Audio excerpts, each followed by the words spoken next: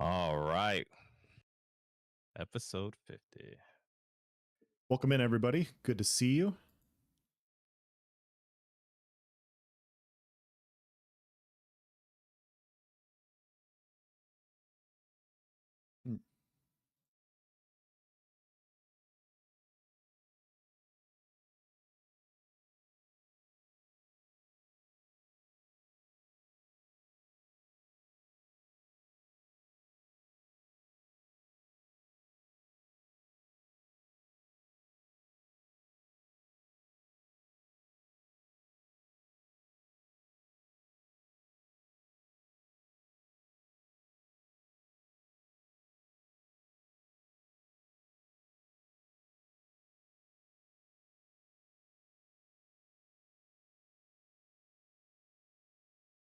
Oh. Earthling, what's going on? Yes, episode 50. Ladulu, what's going on, man? Good to see you. Yes, this is a big one. We are excited. We're excited to chat with you guys. Yes. HD, how you doing?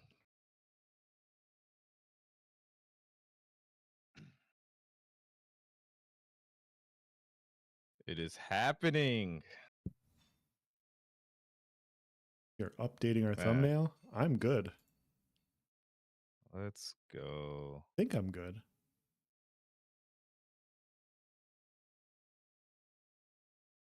All right, just getting it in Discord. Hey, Aaron, how you doing? Crackers, what's up, man? Hey, you guys. What's up, dude? Good to see you. Good to see you. We got the usual gang in here.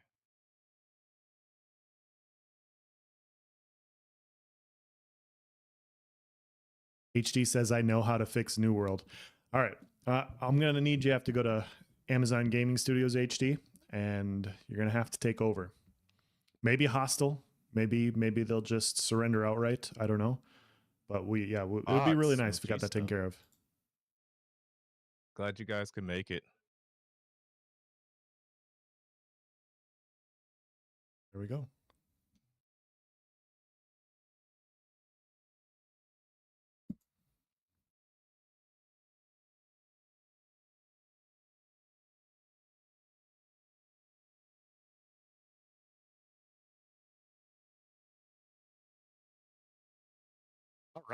All right. Set up? Yep, good to go. Excellent. They need to add crown crates. Yep. Oh my God. Oh, so as soon as you joined, you got hit with the error. Your name is Aaron as well. Man, Solomon says 50 episodes of these two people talking about a game they can't play. Man, that takes a lot of creativity. How you doing, Solomon? Magisto says, is PAX Day ready for early access? And how important is that initial player experience? Oh, we got to cut the music on that one. Magisto says, is PAX Day ready for early access? And how important is that initial player experience? That might be a topic to bring up. So before we get into everything, let's go ahead and start with our introduction. It's a very special introduction. It's a very special episode, even more special than how I usually say it. So here we go. Welcome to episode 50 of the Voices of Verra with myself, Nice Gaming, and no one, and you, the Voices of Verra. Today is a very special milestone. I just wanted to use that word. It's a very special milestone, and that obviously episode 50, but we want to do something special for episode 50. And what we came up with is, well, the name of the show is The Voices of Verra. The preface or the initial intent behind that is that we're not just two guys telling you what to think or this and that. We wanted a community discussion kind of platform. Maybe something like, thank you so much, Tavern. Maybe something that like you and a bunch of people are just sitting at a bar just talking about MMOs. No one on a pedestal, just hearing our voices, of course, but you guys' voices. You guys literally carry chat sometimes. I think we've built a great community, built a very good thing. over however long we've been doing this, but 50 episodes. But we really appreciate you guys. And so today we're going to be bringing you guys in voice chat. If you haven't already, please join the Discord. And in the Discord, there will be like a waiting room, if you will, or you'll see a voice chat that says VOV50. And throughout the stream, as we talk about various topics, we are going to bring you guys up maybe one or two at a time to get your feedback in. It'll typically be around what we're estimating, maybe 5 minutes or less, depending on how things go. But yeah, we appreciate you guys. Else, I'll let you say your thanks and everything. Yeah, I just wanted to say thanks everybody for tuning in. We are like I said, we are 50 episodes in, almost a whole year of doing this. And to quick piggyback off of what Sawman said, I don't know what's more impressive, Nice and I talking about how excited we are about a game that isn't out yet that we can play, or Sawman somehow finding a way to find the remaining 4 players in a 10-year-old dead MMORPG to get thumbnails for. I don't know what's better. Yes. So both take their own skill, both take their own, grit and determination, but we're here doing this one. And so yeah, we're really happy to have you guys here, and we got some fun stuff to talk about. So yes. I am very, very excited. So we don't really have a lay of show. So what I figured is whatever you guys come up with, we'll discuss the topic and pull a couple of you guys in. I see that we got a couple of people waiting. If you guys want to just give me one moment, I just got to get one more thing set up here. There we go.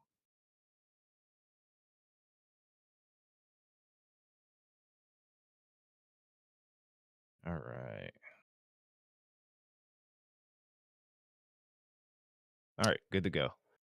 So first off, someone said something about PAX Day. With this being our episode 50, I don't want to dive too much into that. I don't want us to start off episode 50 with that, but that is something we can definitely circle around to because I think it's very relevant to Alpha 2 approaching here shortly. So let's go ahead and maybe pull in our first people. Want to try dragging in Sawman? Yeah, I say we drag in Sawman. okay, Lthulu was in there first. Cthulhu, Nick. Yep, let's drag both of them. Actually, yeah, Nick was in here really early. Do you want to do one or two at a time? Let's do one at a. Let's start with want to one. do the one? Yeah, let's start with one, Let's and bring we'll see what happens. Nick R. So Nick, you guys know Nick from well, especially the forums. If you're on the AOC forums, you definitely know Nick, but he's been a long time member of the Ashes of Creation community. Let's go ahead and get him in here. And what we will do is you guys, when you first come in, feel free to, if you want to just give a shout out to the show, if you want to give a shout out to the community, if you want to say whatever. And then if you have a topic you would like to discuss, we'll do like on the fly, non-rehearsed, non-scripted, whatever. And just, just have a good conversation. We appreciate you guys. Welcome on in, Nick. Hey, yo, everyone. Shout out to literally everyone. The community has been amazing so far, so it's been great. Yes. Appreciate Glad you got your power going. I know it was a little touch and go yesterday. It's gonna go out in about 45 minutes, so I'm glad you started now rather than an hour later. Let's go. Save all the power for the voices of Verra. Yeah. As for a topic, I think PVX would be a bit too much of a conversation starter, so maybe how hyped you are for the upcoming showcase? I'm gonna give you a softball. Oh, I like that. Very good starting topic here. Me personally, I got a good feeling that we're gonna get more than just a tech stream. Now, I'm about to everybody chat, else That's Nick, copium. everybody. I'm about to deliver some copium. So hear me out. Okay. I said this before, but I'm gonna give you guys a light dose. So we do have an upcoming tech stream this month. I don't believe it's just going to be a tech showcase. I believe that it being or perceived as a boring stream means that we're going to get some big news. That big news being an Alpha 2 launch month, probably just a month. I don't think we get a date. I think we at least get a month. I think we get some big news. That's I'm basing that off like when they announced the quarter 3 announcement was after the event stream, which wasn't really too crazy. So just based off of that, I just feel like we're gonna get something. I just don't believe it's just gonna be a straight up tech stream. I don't know. This close to Alpha 2, just a tech stream. I don't know. And I do think it's important. And there's also the cope that maybe Intrepid's not great at titling streams. You guys remember me about the commission stream. I'm like, really? We're gonna dedicate a whole stream to this? And then it actually ended up being really good and it just wasn't properly labeled, maybe. So there's that. So I'm not saying like I'm on a 10 for the hype meter, like, oh my gosh, tech, please show me. But I'm looking forward to it. I think I'm looking forward to everything because I know how close we are to Alpha 2. What about you else? So I will back up what Nice says. As far as the overall tech live stream goes, guys, this has been a long time running meme this year, where every month is live stream of the year for me.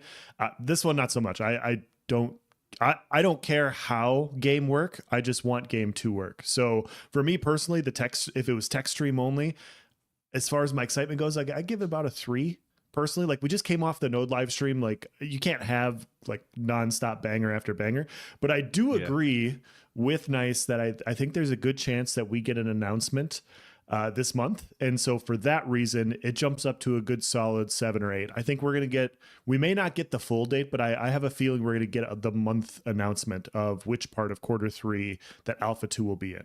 And so it's not all cope, guys. It's not all cope. I did a video on this a little over a week ago, and there's a very small sliver of proof where Ashes of Creation's Twitter account responded to somebody, and they said, the first person wrote, "When are we going to have a more exact date for Alpha 2?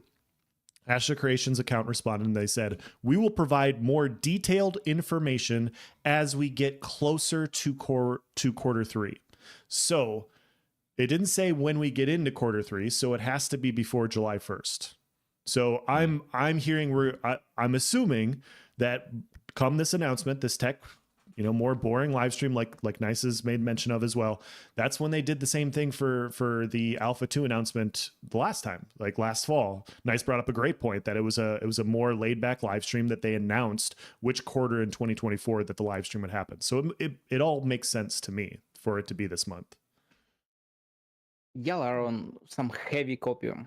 I'm more of a Doomium kind of guy, so I believe we're gonna get announcement of the months probably in July and a specific date of September, because I'm pretty sure it's gonna be September in August. Yeah. And I think this stream will be purely about hype of potentially seeing how Alpha 2 release will go down. So we'll probably see like thousands of NPCs or some shit doing random stuff that shows the people that Intrepid are way more ready for Alpha 2 release than I would assume most of us believe. Because right now I don't really believe they can handle anything close to what supposedly Alpha 2 will be. Because, like, goddamn, we saw barely 70 people, and from the PI feedback, we knew that first 2 tests were horrible and atrocious, but by the 6th test, we knew that it was kind of amazing, at least from their side. But that's still only 70 people, and supposedly we have Alpha 2 at least 100k people, which is fucking insane. So I can't even imagine how much performance optimization they gotta do. So I think will just show us that they can in fact do that optimization, and that will be hype. So even though I believe there will be no fucking announcements, nothing, I still am hyped for the stream, because if they do pull off what they have promised before, that's gonna be fucking incredible. Because what other MMO, especially MMORPG, can do what they promised us to do? So if they can prove themselves, that's gonna be hype as hell. Yeah. That's a great point. Take. I can go off on a little tangent with that in itself, because I like what he said. Him and I are in the same mindset, in the sense that the tech stream could be big, because I've been saying this in Discord, because people have been on the Doomium lately, like, oh, it's probably going to get delayed and blah blah blah. I don't see this working out. We're so close to Alpha 2. We haven't seen this. We haven't seen that. And I'm like, personally, I don't believe they delay Alpha 2 because of a lack of content or a certain class is not fleshed out. Like I've said before, I think it can only be networking things. The game literally can't stabilize enough people for that map, even just the Riverlands, because we're going to be confined to just the Riverlands, maybe 1 or 2 other biomes, allegedly, right? Yeah. But if even confined to just the Riverlands, you're going to have good networking and performance to really test Alpha 2. Yeah. We haven't even gotten Alpha 1 spot testing. I think that when they get the Alpha 1 spot testers in there and they try to get all these people on various servers, that's going to be the eye opener of whether or not the Alpha 2 does get delayed. I think that's the most important thing at this point. Most likely, yeah. To quick chime in, I thought you brought up a really good point about the overall server stress tests. I can't remember who it was. It was either Phantom X or DA when we. Sorry about that. It was either Phantom X or DA that was talking about one of the stress tests that they did, where they pulled. Obviously it was a smaller group of people. Absolutely right, but they basically put no limit on the amount of skills that they could cast. And they're like, everybody stand in this area as tight as possible and just spam spells. Hit as many spells as possible. Just like, we want to test this as much as we can within the confines that they can. And I forget who said it, but they said, yeah, we did that. And obviously it's a much smaller test, but they're like, we had 60 frames per second the entire time. Everything felt really smooth. And so, yeah, it's kind of funny how far they've come along in the last couple months. Like the January live stream, I heard it was horror for recording. It was like 10 hours to try and get the caravan live stream up and running, and then they're like, this one by the end everything was running pretty smooth. So I'll be interested to see how much further they have to go. Also, as a side note on PAX Day, if anyone's been tracking their, I believe, release today or for early access or something, Phantom was streaming it a few hours ago, and their rubber banding was fucking bad. Oh, so dude. if Ashes comes out at the end of June and shows us, let's say, 100 PIs just fucking running around doing shit, throwing spells, everything with a shit of ton of mobs around them without any rubber banding, that's gonna already dunk on PAX Day so fucking hard. Yes. And I don't even believe that anyone would doubt that Ashes can do what they have promised us to do. Two things. First thing, I have my notifications on for PAX Day, and their server, they have a whole server part of their Discord. You guys probably been getting the pings every like hour or so. They're like, hey, we're fixing this, oh, we're correcting this, or players reported issues of this. And yeah, I watched a couple streams and performance did seem to be lacking a little bit, as expected with the live service day one. But yeah, there is definitely some issues. Plastic Lemons in chat brought up a really good point. He said, y'all acting like they didn't have large player counts and errors during Alpha 1 test. This isn't the first network test AOC has seen. That is very true. This would be the first one in UE5, though. Precisely, and I think that's the takeaway. And then if you compare what we saw with the PvP Caravan showcase earlier this year and what stories came out of that showcase, is the, I wouldn't say worry, but that's what, you gotta see the progress. Because I mean, looking at this Node War stream, I would assume the Node War stream had less people than the PvP Caravan showcase, though, right? I don't know. Maybe it's the same amount. I don't know. Give or take, same. Yeah, I think about the same. Yeah, and it's like, it looks smooth. Did you guys see? I forgot his name, Kinge or something with a K. The Archer gameplay. Yeah, so smooth. Like it looked really good. I made a video about that, dude. And it's just like, I mean, I know that's just like one person's PC, whatever the case may be. But like, if we get like that kind of performance. Like I think all of us have played an MMO modern day, and it's just not been working well, right? Like, just like you get around a bunch of people, and it's just like, meh. Yeah. So, yeah. All right. So here's what we're gonna do. Nick, I know you said something about your power. It's probably gonna go out here soon, but you for can you guys, shift me out. Yeah. So if you guys, even if you do come up on stage, depending on how many people we got rotating, if there's a chance that we can pull you right back up, but we'll try to keep conversation around this length. I don't know how long that was. We're not going to sit here with a timer. Just, we're going to do topic to topic and keep pulling people in and out. Once again, that was Nick R.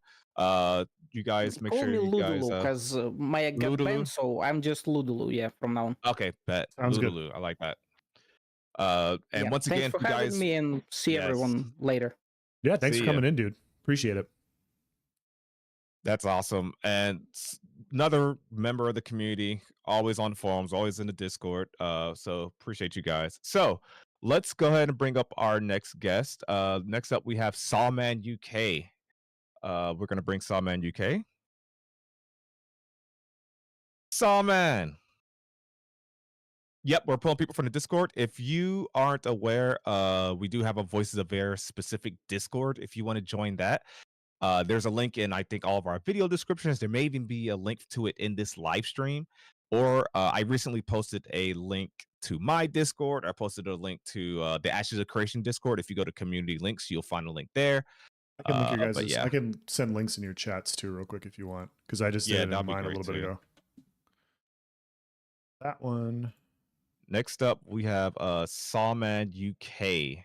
You guys don't know Sawman UK on YouTube, Twitch. How you doing, Sawman? Hey y'all, first time caller, long time listener. I just want to know what we gotta be doing about these PvE servers. We really need these PvE servers. I joke. I actually have a serious question. I wasn't sure. I wasn't sure if you're gonna do PvE servers or talk about burgers. It was a coin flip for me. No. Oh, I've got a good one. Okay. You ready for this? I'm gonna hit this on you. All right. How does Ashes of Creation avoid repeating the same mistakes of New World and just crashing and burning? Especially with stuff like server merges, PvP flagging, and even like the hype generated by other content creators, which then just it never meets.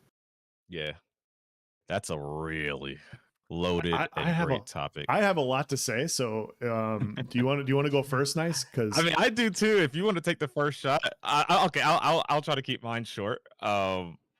How do you not repeat the mistakes that New World made for Ashes of Creation? I would say having a vision and sticking to it. It's that simple. I saw someone in Discord say like, "Oh, yes. Ashes of Creation will eventually not let you attack greens and stuff like that." And I'm just like, nope. I think I think the whole MMO industry has learned from the mistakes of New World. You have to have a vision. You got to stick to it. It's literally that simple. I think another thing is providing content, listen to player feedback. Something that Ashes of Creation is doing is, and I know New World did an alpha and a beta test, but I think we all know how that went and how sporadic that was, how many times the vision changed and the goals changed. Ashes of Creation is going to have an alpha 2, it's going to have the beta 2, et cetera, et cetera. We have all this testing going on, and I know it's not early access, but throughout the course of this alpha and beta, there's going to be so much player feedback given, so much things to really get things right, so that when you do release and you get one shot, that's the big takeaway from New World. You get one shot. I don't care what New World does. I don't care what platform. I don't care if they port to the Switch next year. It doesn't matter because their launch was so bad, they'll probably never recover. And yeah, I think it's pretty much that simple. I'll keep it short. To be fair to New World, their launch wasn't bad because they did get pretty much 1 million players. It was just bad because they weren't prepared for such like a successful launch. Yeah. So Ashes of Creation to me feels like it's going to do the exact same thing with its Alpha 2 because let's be honest. I'd say monetarily it wasn't a bad launch, no. But quality-wise, quality-wise, there's like loads of bugs, loads of problems. But also the server merges as well. That's kind of like a concern of mine because 10,000 people a servers, like it's a lot. Yeah. And they might just look at day one. Say they had 100,000 people trying to get on and split between the 3 regions, Europe, APAC, and North America. They might only have like, I don't know. It just doesn't, the maths doesn't seem to add up. And I get the concern that they'll have multiple servers to try and get everyone into the alpha testing. And then the same thing will happen, what happened to New World, which is where everyone just disperses and you have all these dead servers. It happened to WildStar as well. That's why WildStar during the alpha, that's not a huge issue. You probably want that to happen during the alpha because they're going to prepare for a huge alpha 2 launch, right? If a couple of the servers, let's say they did 10 alpha 2 servers for US, maybe 6 West, 6 East, you want some of those servers to actually die so that the developers can have practice on merging those servers and to have practice with the logic of merging said servers, because you want them to be prepared. Like, okay, this is merging into the bigger server. How are we going to determine the castles or the freeholds? And we need to figure out how we're going to do X, Y, Z. So I'm not worried about it happening at alpha 2 launch. I would be worried about it for full game launch. And before I pass it, Phantom X here in chat said, don't release 2 years too early. Yeah. Ashes of Creation is going to have a lot of time in the oven. I think by the time launch comes, there's going to be so much content that And I think they know content is king. I think Steven knows that. I think these guys know what they're doing, even if they started off not knowing what they're doing. If that was a thing, they've learned so much from looking at the mistakes of a New World and being MMO players. So, um, yeah, that's my take on it. Okay, so I'm gonna crack my knuckles here real quick because I no, I'm just kidding. I agree. What Nice said is the number one reason. Like, you need to have a vision. They went from a survival style MMO pre-game launch. They still generate enough hype for a bunch of people to want to come check it out. What they chose to do is not a bad thing. I'm not saying that anything like that. But when they changed the core functionality of how their game worked, it basically just didn't have it lost what it was. And so if you're going to make a toggle on toggle off system, I've said this quite a few times, but you need to have quest lines and you need to have content that supplements the fact that you're not going to get attacked by players all the time. It's not a bad choice, but it's a choice, and you have to have content for that. They didn't do that. They also had, like we've talked about, server issues. People spent hours trying to log in because everybody was excited about the game. They're stuck in a waiting queue. How many people probably left New World because they were stuck for hours trying to get into the game, right?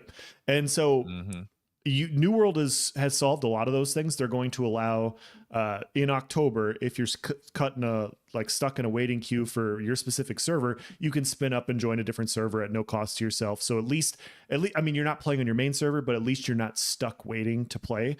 And so, but you'd be separated from your friends, though. That was the issue with New World, because everyone wanted to go on the same server, and then ultimately everyone's like, "Oh, let's follow Asmongold." No, and 10,000 people in the queue later, they couldn't get on.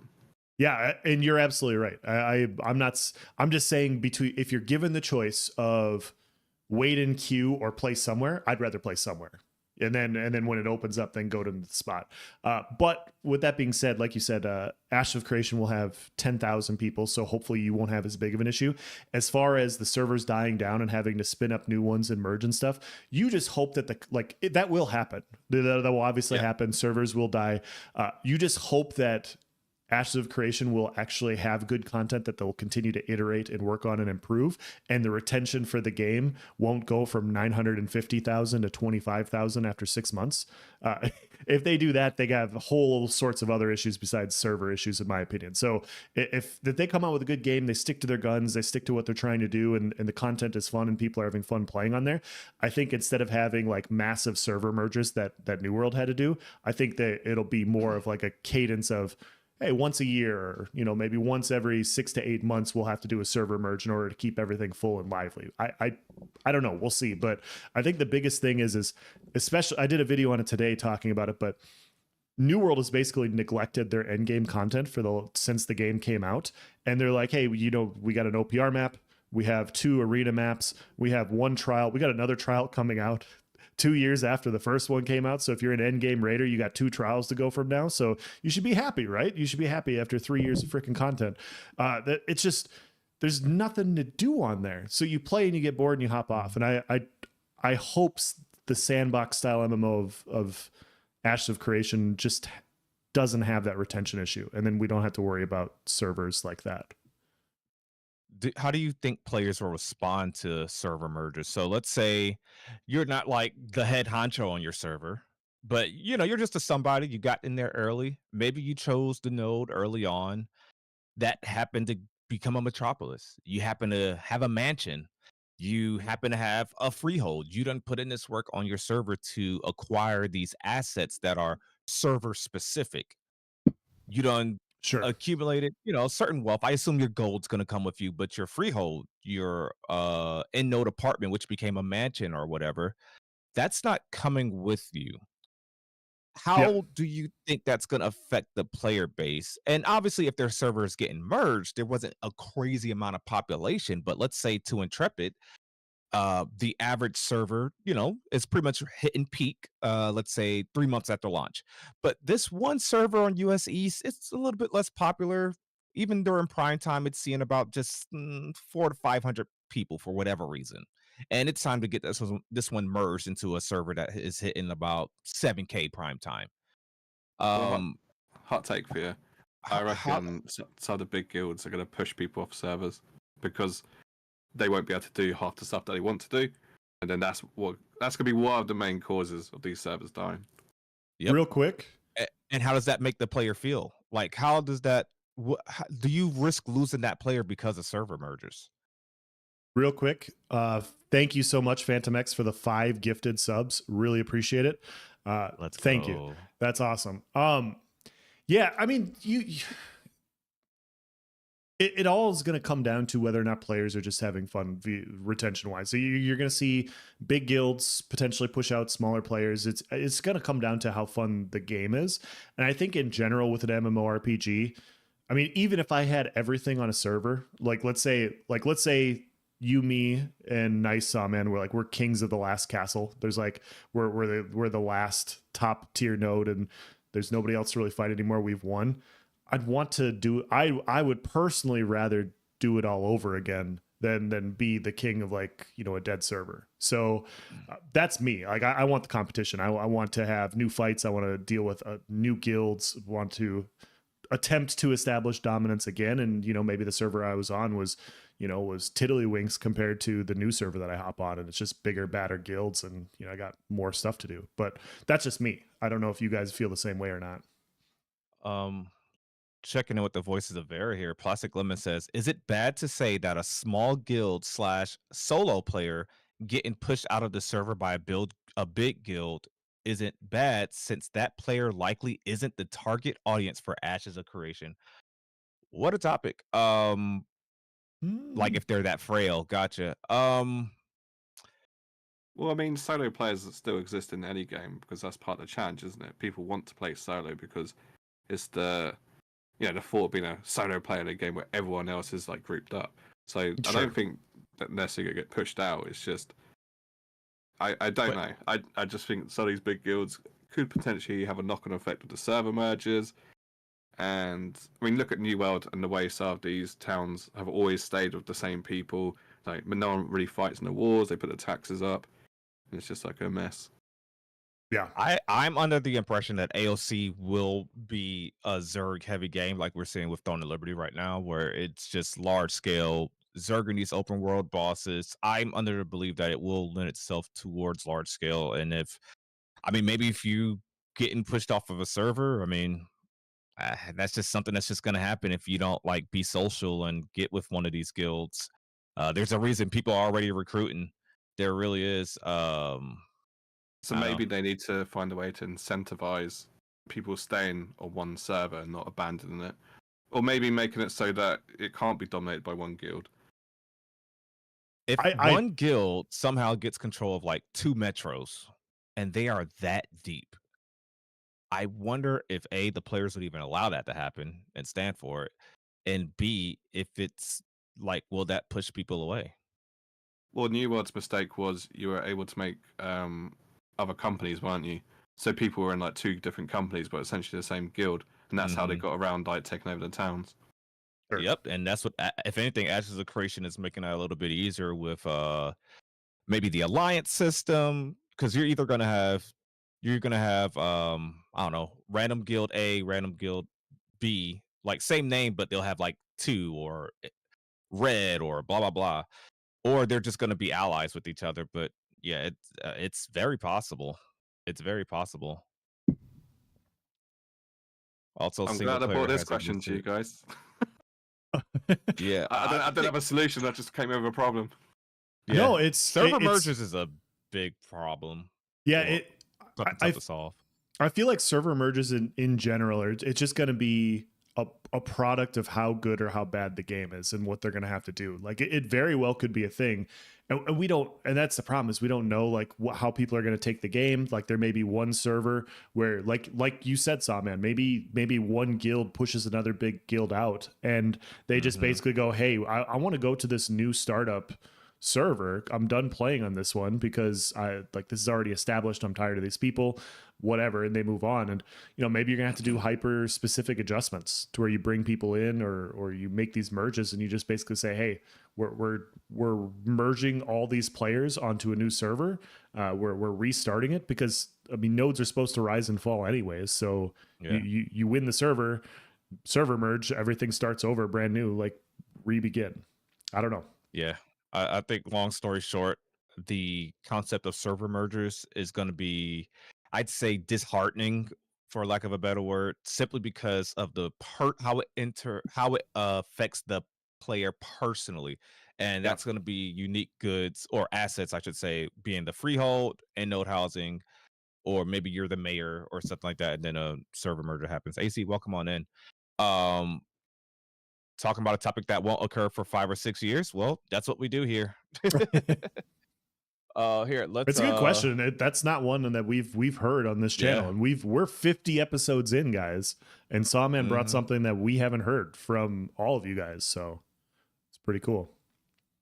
All right, here, let's Let's kick Sawman out because he calls what do you call it? What you call a chicken burger? Chat. I'm sorry, we're gonna do this again. What do you call you put a piece of chicken? No, you put a piece of chicken. I was like, I thought for sure we've ended that already. That's funny. All right, chat. So let's bring in our next Voices of Verra. Once again, if you want to join the Voices of Verra dedicated Discord, if you want to jump on stream for our special episode 50 tonight, feel free to join the VOV 50 voice channel and chat, and we'll pull you up. Once again, quick little intermission just to say thank you, guys. We couldn't have done this without you. Episode 50, it's a huge milestone for us. Thank you guys for supporting us. Thank you for being here. Just everyone out there, whether it's anyone that's rated us, anyone that's donated, subbed, follow. If you just type something in chat, if you just brought up a random fun topic of discussion, if you're active in a Discord, like if you dislike the video, everybody, we appreciate every interaction. You guys have been freaking awesome, and yeah, you're part of the reason of all of our each of our success and everything like that. I just saw a bunch of gifted subs from Phantom. Holy crap. Phantom, thank you so much for the 5 gifted. Is that? Thank you. Excellent. Appreciate that. For some reason, my alerts aren't going off. Thank you, dude. Phantom's awesome. Also, I mean, this goes without saying, but the person that we're doing the show with, No One, make sure you guys are subscribed to him on YouTube.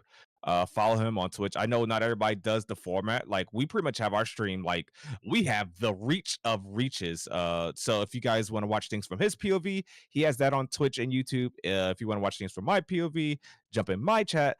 We have that on YouTube and Twitch as well. Just all the places for you guys. I think eventually, No One said he's gonna start also multi-streaming to Facebook or something like that starting next week. So we're gonna be in all the places. We're gonna be in all the places. Man.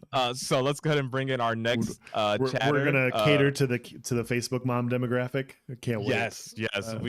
Dude, we gotta grow our brand, you know. That's the one audience we're not really drawing to, for sure. So all right, so the next voice of Verra that you will hear is Squatch. We're gonna bring in Squatch. Squatch, what's up, dude? There we go. Welcome in. Hi guys, I just want to say, first of all, thank you so much for making content. I am so bored at work sometimes. I watch everything. Excellent. Let's go. Thank you, man. That means a lot. That means a lot. Well, yeah, I talked to Squatch a little bit in my Twitch chat. He said he left because he didn't have anything to discuss about Ashes of Creation. I was like, man, we could talk about whatever you want. And he said cars. Yeah. So, and I don't know a damn thing about cars, but yeah, well, what do you want to talk about, Squatch? Well, I'm a drag racer, so I know a lot about cars, but I don't want to talk about cars, actually. All right, well, let's talk about vehicles then. What I really want to talk about is, well, first of all, being I'm one of your older generations. First of all, I'm part of the Facebook group. Okay. Sorry. See, I told you, Elves. I'm sorry. I'm not a boomer, but I am very close. I am Gen X. You know, I was born in '68, and I think '65 is the cutoff for that. Okay. But I've been playing MMOs since basically 1997, 98, whenever Ultima Online came out. But one of the things I've always seen over the years is that the archetype tank and healer, those two types of classes as a pug are so hard to find. And I am a little Yeah. worried since Ashes has only got, the one archetype of each. I'm hoping that your secondary archetype, like if somebody picks Ranger, Cleric, I'm really hoping the Cleric side will add a little bit of healing. Like every damage they do, 10% of it goes to healing to the party or something like that. I'm, something where, you got like 8 damage dealers, they can make it work. That's one of the Yeah. things that I am super worried about. Yeah. That's a good topic. I think Vladis asked that during the AMA, and I completely agree. Yeah, Lemons, I saw that. I don't know why my alert box and chat box are just like chose the best episode to start dysfunctioning. But yeah, so I find it interesting too that there's one primary archetype for tanking, one primary archetype for healing. I don't like that per se. I'm not like, oh my gosh, games DOA or I can't stand this, but it's an interesting design choice. But I'm with you as long as that secondary archetype or your class for that matter makes a difference, then yeah. I think Steven had said something about the fighter being able to be like a off tank. Like if my fighter tank can actually off tank, that would be great. If there was something else, like I don't think the bard's gonna have a lot of healing in its kit. I expect some though. I expect the bard to have some healing, but it's going to be more so on the lines of what we've seen in other older MMOs, which is like buffs and maybe cleanses, et cetera, et cetera. But when you have one archetype dedicated to healing, it's just like, I don't know. So you said like the Ranger Cleric. I've always imagined, we have seen that lifesteal is an attribute on weapons. I'm sure a lot of you have played games with lifesteal. Like every time you do damage, you heal for 1 or 2% of that damage done, right? Yep. I hope there is big class identity in Ashes of Creation. I think real quick, I just want to say I think they've done a good job so far with archetype identity. I want to see class identity, and I want that soul bow, which I think is the Ranger Cleric. I want that to add some flavor. I want my airstrike. You guys know that's like one of my favorite abilities where you flip in the air. I think you immobilize people at your feet. Well, if that can shoot down 3 burst heals at the ground, that would be freaking fantastic. Maybe it heals you too. But Oh, that's awesome. immobilize, heal, something like that. They did have like a rapid shot or I know in the ranged weapon showcase. I haven't seen them use that a lot since, but stuff like that. Maybe not every skill is gonna have a heal on it. Like headshot probably doesn't have a cleric augment. I don't know. But healing airstrike would be really good. Sure. I don't know. Maybe you can even do something with snipe. You heal for 50% of the damage done. And if augments are as transformative as they say, maybe if you augment it with the cleric, the holy augment, you can now target allies with your snipe for a huge burst heal after you charge it up. The opportunities are endless, depending on how intricate they want to get with the archetype system, and it seems intricate as is the class system that is. So I mean, yeah, we'll see. They also can't go over the top though, because if clerics, everything, all the damage dealers can heal, well, that might become the meta where all damage dealers are healing, and now it's impossible to kill anybody because everybody is healing. You'll run into the problem that ESO is, where everyone can heal themselves and you don't need a healer, and everybody can do everything. Yeah, that's probably the one MMO I haven't played is that one. Wow. So you have quite the array of MMOs played and logged out of. And EVE Online is probably the closest to Ashes as far as like the intrigue, getting spies into a guild, leaking information. I played EVE Online off and on since 2005, I think it was. So, and I've played all aspects of it. Big, large battles, little skirmishes. I've played in the Alliance tournaments. I've been a spy. I've been part of a bomber crew. I've done the wormhole. I've done it all. Wait, are you a spy right now? Oh boy, what content creator? What content creator? Yeah, real quick. I've got Doc Burns in my ear. I knew it. Real quick before you get in here, Els, I just want to say on the topic of like everybody being able to do everything. Els and I was playing some Albion online recently, and me and him were doing arenas together. And bro, when me and him would panic, like we'll both get low health. Like maybe we win the fight, but we are like at half health after the fight, and we just stay there. We just stay there at half health. Yeah. Like if the healer wasn't on that side of the map, and then you'll see their team respawn with 3 people come over. It's us 2 at half health. We're just like, all right, well, let's just run, like because we can't self heal. It's just not really a common thing, and so when it's definitely a different approach. Thank you for the follow, 6. Yeah, it's as far as the tank healer thing goes, I think you have to approach it from a few different ways. And my perspective on it is there was a point in time, like I played ESO for 8 years or 7 years, something like that. And early on, there was a lot of content that really required a tank. Like you couldn't do this content without a tank because they had the proper amount of mitigation. You couldn't get that mitigation through any other means. And so it was required to have a tank. VDSA, for instance, early on when I was playing at NICE, as an example, like you really needed a tank for those final bosses or else you were screwed. Even then going into some of the trials, it was a hit sponge amount. Like you couldn't pull that off with any other class. You needed a full-on tank that could take these one-shots from these bosses. And so the content has to be able to be difficult enough for you to require a specific archetype with that type of ability. And I think that's how you solve the issue with tanks. I think oftentimes in those types of games, and you could probably chime in on this as well, Squatch, but I think oftentimes in theme park style games, players like they really love advancing their character. They really love advancing, like getting better and better weapons. And that often means that old content kind of falls to the wayside because after a while, like you're just so strong that you don't need a tank for that content anymore. You don't need a tank for content that's 5 years old because you're now 50% stronger than you were back then. That's what happened in ESO.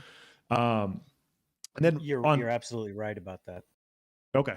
Yeah. And so I think with a sandbox style game where there's not going to be as much vertical progression, I think as long as they get the boss mechanics down with tank archetypes, I think that's how you provide tank value in PvE environments.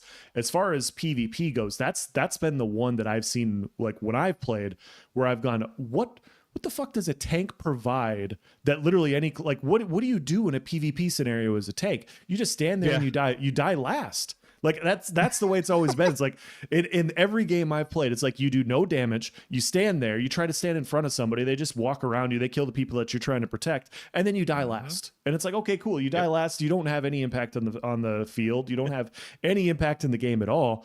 But then we watch like this node war, the node war, and they got this big freaking wall. They have the ability to line of sight and split groups. They like, I'm looking at some of the stuff they have now, and I brought it up before, but this is a level 15 character with one of the more impactful skills I've ever seen in a PvP setting. And I'm like, yeah, this will absolutely carry. Like this will be great for tanks. Tanks already with one skill in this have more value than I have seen in multiple other games with tanks. And I think it's kind of similar with healers in the fact that you don't want too much off healing to where healing can be supplemented. Like I like some archetypes to have some amount of self-sustain. I don't want to die. Like I want to be able to heal myself a little bit, like kind of what New World has with potions and stuff like that. Like that little amount is good. Leeching, lifesteal.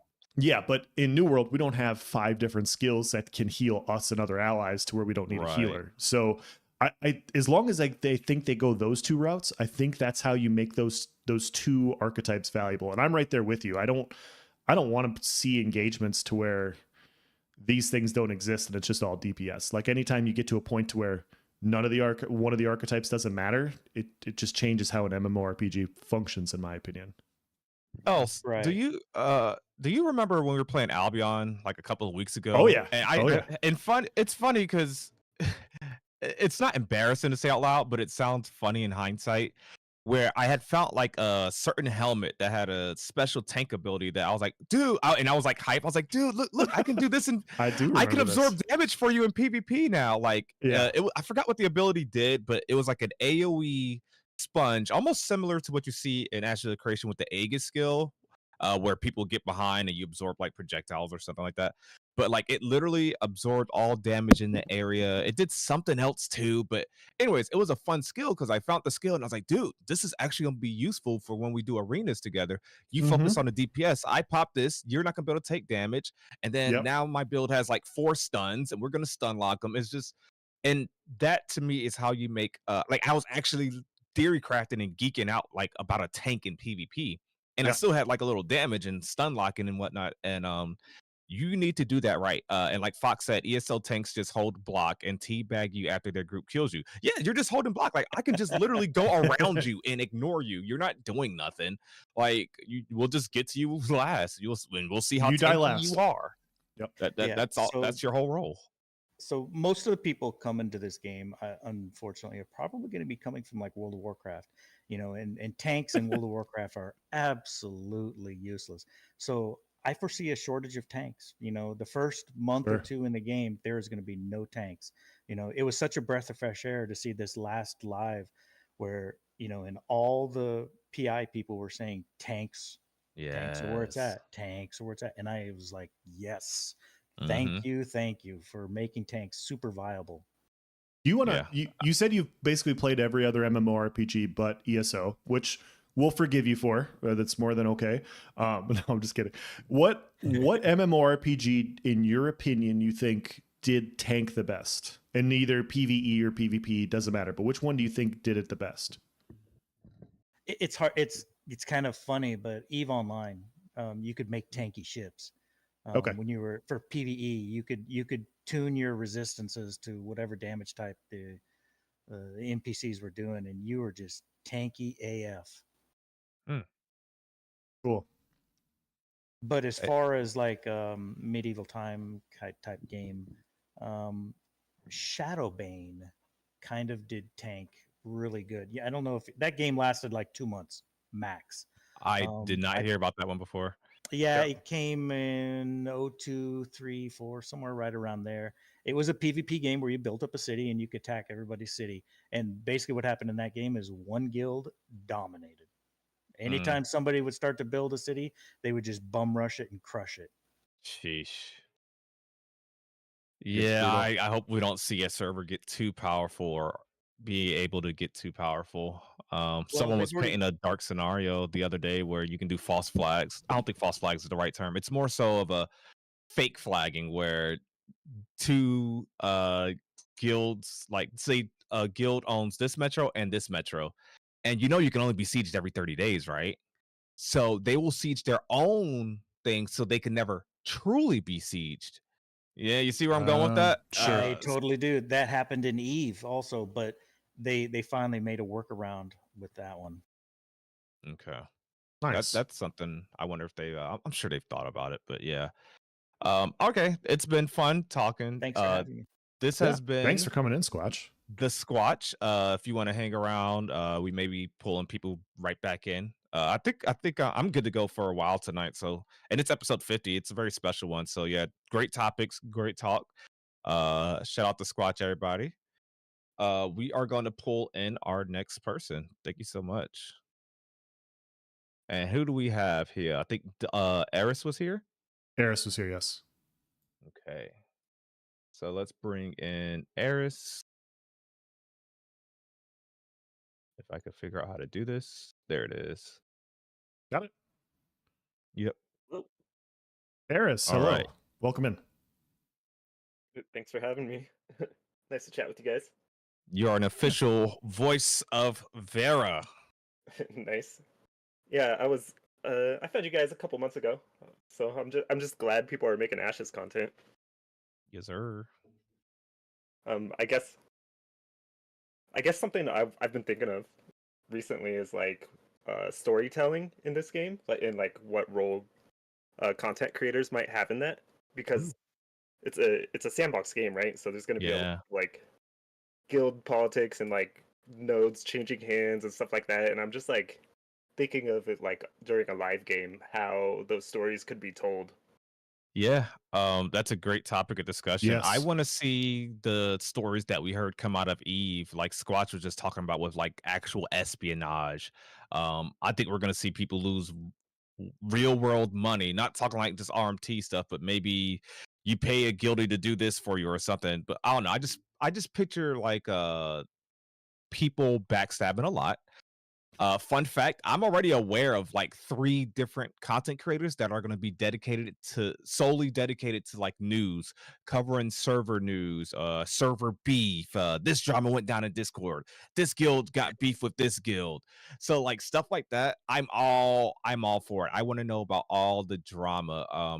There's going to be Yeah. server specific discourse. There's going to be like, I mean, Reddit's going to be on fire. I want to see stuff like we saw with you guys remember that WoW hardcore fiasco from a couple of months ago where Yeah. he like infiltrated their group for like For a almost a year? year or something like that, and then just betrayed them and they lost their characters. Like, I want to see caravan spies, so you got to be really careful about who you hire to protect your caravan, and I want to see all of it in a sandbox environment. definitely. Leans towards that. The players are the content. That's a cool thing. That's why it's a sand park. Like the players are the content, but there's also content. There's actual quests. There's story arcs. There's this. There's that. Mhm. But the players themselves can make content or be content, so to speak. And that's why that Yeah, gameplay loop is definitely. going to be infinite. Dare I say? And something I wonder about that is like how do we find those stories too? Like some of the Yeah. stories will be out there, but then like in these, like, I don't know, I feel like a lot of the stories just like are something like just you and your guild experience and it's just shared between you guys, and I think that's okay too. But like Can I say something feel real like quick? Else, I know you keep up with sports. Eris, do you keep up with sports or the NBA maybe? oh no, not much. Oh A boy. little. I just follow my hometown team basically. Else, I think someone's going to be the Adrian Wojnarowski. I can't say his name. Wojnarowski Wojnarowski? of Ashes. So Yeah. what that is pretty much, Eris, is like an insider. So like how you were just talking about, you don't know if people are gonna how this news is gonna get out and stuff like that. Oh yeah, definitely. I think there's going to be an insider. And those of you that watch ESPN in chat probably know where I'm going with this, but I think there's going to be a person where maybe they pay you some gold, or maybe you just give them a hookup, or you just want the news out there. Maybe you're having problems with your guild leader. Your guild leader did some like really crappy stuff or some sus stuff, and you don't want to. Maybe you'd even attach your name to it, but you leak something like you would leak to the New York Times, and just to get the news out there, and like, oh, who's the mole, who's the rat? I don't know. And that way you get your goal across without exposing yourself as that person. And so I think Sure. we're gonna have insiders like that. Yeah, Yeah, that's it's fun. And that I feel that. Oh, I'm sorry. Go. No, go ahead. Go ahead. You're here as a guest. You first. I think that's fun, and I think that's like that also kind of ties into like the intrigue and espionage thing too, because like that's a thing, and like where are those gonna cross over? Yeah. Yeah.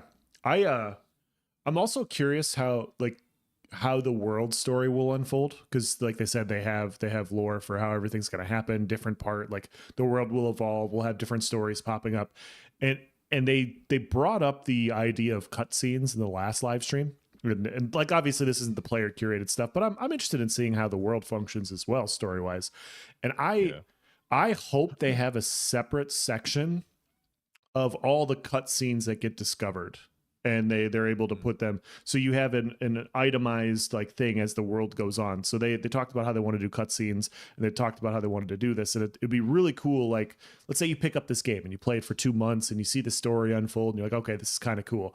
And then, for whatever reason, you got school or you have kids and, you're not able to come back for a bit, but you want to keep up to date. Like having that sort of information of how the world's evolving, I think would be really cool. Oh yeah, Yes. like within the game client, there's Yeah. something like that has like, oh, this is what has happened in the world of Verra. Exactly. I Yeah, I think think there's that's gonna. important too. I just want to see the drama, man. I just noticed. I know somebody, and I'm not saying I want anyone to get hurt IRL, but I just got a feeling the way this game is designed and how attached people are going to be to their characters, and how I think Ashes of Creation, more than any other MMO as of a recent release, is going to lean itself more towards roleplay. Is that a hot take? I think Ashes of Creation is going to be the most RP friendly MMO as Absolutely. far as modern MMOs go. Like New World, I'm sorry. Is there? I mean, maybe you roleplay a build like, oh, I'm an archer, I have a bow in New World, but I never seen or ran across content. Well, I'm not saying it's zero, but it's if it exists, it's seldom. I never ran across a New World role player. Like Ashes, you have professions. You're gonna be a dwarf blacksmither that lives in the mountains and crafts the best weapons, or you're gonna open a tavern on a freehold, or you're some freaking elf that role plays in the forest and likes to, I don't know, be a rogue that ganks people and goes corrupted and hides from the law, or you're somebody that fights the bad guys. You want to be a bounty hunter. I know bounty hunter is one thing I'm going to do. That's going to be like full on stream content right there. I'm Right. gonna have Pockets craft me like some Carfin weapons and maybe a Boba Fett helmet or something like that. Oh, I can see that, but Ashes leans itself towards that. Oh yeah, the underground race. Yeah, you can be the Lizard Man, the Talnar. Yeah, um, I foresee that. I think that in itself, with people being so attached to their characters and all the RP friendly elements, is gonna help spark that drama even more. I think people are gonna like uh LARP, like full on LARP, almost. Well, in game, but still. I don't know. I see Yeah, I people think getting really I hardcore don't with think that's a this. hot take at all. The PVX, like just the like PVX foundation of the game. It's not Hmm. PVE plus PvP, right? But the PVX Yeah. foundation of the game that really leans into the like it would just be natural to roleplay. Like, oh yeah, we're running our caravan because we want to get gold for taxes or whatever. Like, Yeah. Else Well, is and going you, to do a full pirate stream. oh, I He am. has to talk like a pirate the whole Oh, stream. yeah, I absolutely will. No, I like that's something I've talked about doing. Like I don't do role playing content like at all. And like you said, like there's so many different things we could do. Like I could go corrupted and Nice can gather a group of freaking social justice people to come and like hunt me down. Like there's so many fun things you could do in this game just because literally like like as players in the game we can do whatever the hell we want. Like it gives us the Yeah, freedom to man. do what we want. We can play the game how we want. You have 64 classes, so you can get into characters that way. You could be a mayor, you can fly a freaking dragon, you can ride a boat. Like there's just so much freedom in a way that lends itself to be able to really come up with some funny things. Well said. That kind of leads me into a random tangent here. It's kind of one of the reasons, and I know everyone's not for this. So you guys put your takes in chat. I just want to kind of get like a quick eye count. Um, how do you guys feel about VoIP, like area voice chat, if you will, like being able to just talk to someone? How does everyone feel about that? I know that's one thing I think Elsa and I always talk about with more online too that's admired is like pretty much every player in there. Like New World had it, but like no one used it that much. I got one fun story with it. I think I told last stream, but I think it opens up the realms to be social even more and Yes. RP stuff even more. Mhm. Is there bad sides of it? For sure. For sure. Like, people just I've always said this. I don't want to be adventuring through the Riverlands and then I hear Jay-Z behind me, like just blasting music. But like a push to talk function, like, the trash talk, or like I would love to be controlling a main choke point, right? Whether it's in the Underrealm or like a bridge somewhere. And then a player comes across with his caravan and he only has one guard. And then there's me, Else, and two other guys. And, yeah, you can type to them in area chat. But what if you just got on voice chat and we just role played as bandits? Like, hey, 500 gold, or maybe something happens to you, to the your caravan. I don't know. Mhm. Like, stuff like that just to have fun. I think it's cool. They're gonna only have the voice stuff in taverns apparently, but yeah. Option to shut it off for when in Node Wars. Oh yeah, for sure. Yeah. So much easier to communicate with randoms. I agree, Gen X. I told this story last. I want to say it was just last stream or you stream before that, or maybe my solo stream. But I'll keep it short, chat. But um, pretty much, I was questing in New World. As a matter of fact, I think I talked about this on Nephis' podcast. But anyway, I was adventuring in New World, and I came across this one quest. I want to say it was like a main story quest, so maybe a lot of you may be familiar with it. But there was this bear in a damn cave, bro. And this thing was whooping me. I guess I was under leveled, but this bear had killed me 4 times. And I was pissed. I had made a camp so that I can spawn right back to it and try it again. I just kept dying. And I don't know why this guy was over there, but he was here in the middle of these woods, just on his merry way. He wasn't on the way to the bear. He was just over there running. And I saw him, and I got on voice chat, and I was like, hey, you, help me.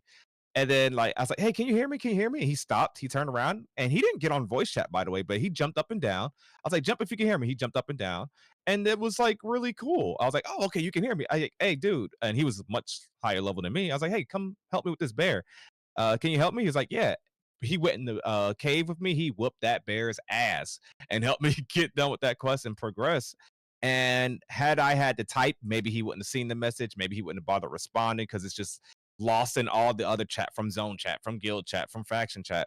But like being able to like talk to that person, even though they didn't talk back, even that, and that's just like minimal of social stuff in the MMO, right? But even that moment for me, I still remember it to this day because it was like, oh, that's really cool. That's the benefit of having a voice chat. But Yeah, definitely. yeah. It definitely leads to those interactions that just kind of emerge right there. One Yeah, of my favorite man. experiences is a similar like, oh, are we gonna kill each other, or are we gonna, take out this hard mob that we were both trying to farm, sort of thing. Yeah. It was like it ended up being like we took out the hard mob, and then we were like, all right, let's kill each other now. Yeah. Modern Warfare 2 lobbies weren't as meaningful for you? Nah. Yeah, so ESO at one point they had a glitch that happened to where that like you have area chat for your specific guild, like so you'd run around and like people you could hear, but you couldn't hear enemies. And for whatever reason, they updated a patch to where it opened up for everybody. And so their open world PvP area, it's like sometimes you run across 20, 30, 40, 50 people. And I remember one point I ran across one of those groups and I was trying to get away from them and they're like, get back here, pussy, quit running away, pussy.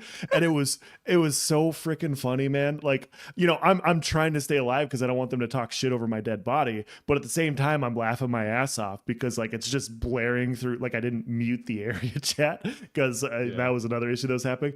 And it was so good. And like I've seen so many different instances, like Arrowly from New World, like he used to talk to everybody in area chat, and he had some really fun streams just engaging with the community, like nothing negative, just talking and stuff. And I think it can be done really well. Obviously it has its negatives. I played Modern Warfare 2 back in the day. I don't use it very much. I'll just mute people when I hear something annoying, but I think it's a good positive to have. Yeah. J-Rock says it's always mad funny when they are in a 1,000,000-man mob telling you to stand and fight. Yeah. The That's why it's so XV1 funny. confidence is insane. So good. Well, those moments you could also like parlay a 1v1 or something like that. Like, Sometimes, dude, yeah. y'all like being able to hear your enemy is just so good, man. It really is. All right, so do we have another voice waiting? Yes. Thanks This for coming has in, been Eris. Eris. Yes, thank you, Hey, dude. great. This has been Yeah, a thanks fun for having me, guys. conversation. Stick around if you want to be called right back up after our next voice, but we appreciate you. This was a good talk. All right, next up we are bringing up Gundle. Gundle, can you hear us? Yeah, I can hear you guys. What's up, How man? you doing? Welcome on in. Not too bad. I just want to say thanks for taking the time, and then on top of that, congratulations on 50 episodes. Thank you It's so been nice much. to have something to look forward to when it comes to Ashes. Yes. I guess my take, I don't know if it's a hot take or not, but I'm pretty sure I think Intrepid's already messed up with the summoner by making it a jack of all trades class. Just by the nature of the beast of MMO players, they're just going to take what the optimal classes. So if the jack of all trades class, I mean, you'll just double up on something else that's more effective, whether it be another healer for PvP or another DPS that's more optimal for that kind of thing. On top of the fact that if you are tied to your summon, specifically, they've already talked about it not being a minion build kind of summoner, and it'll be a single summoner. You just see that takes away half their power, and you just nuke the guy down.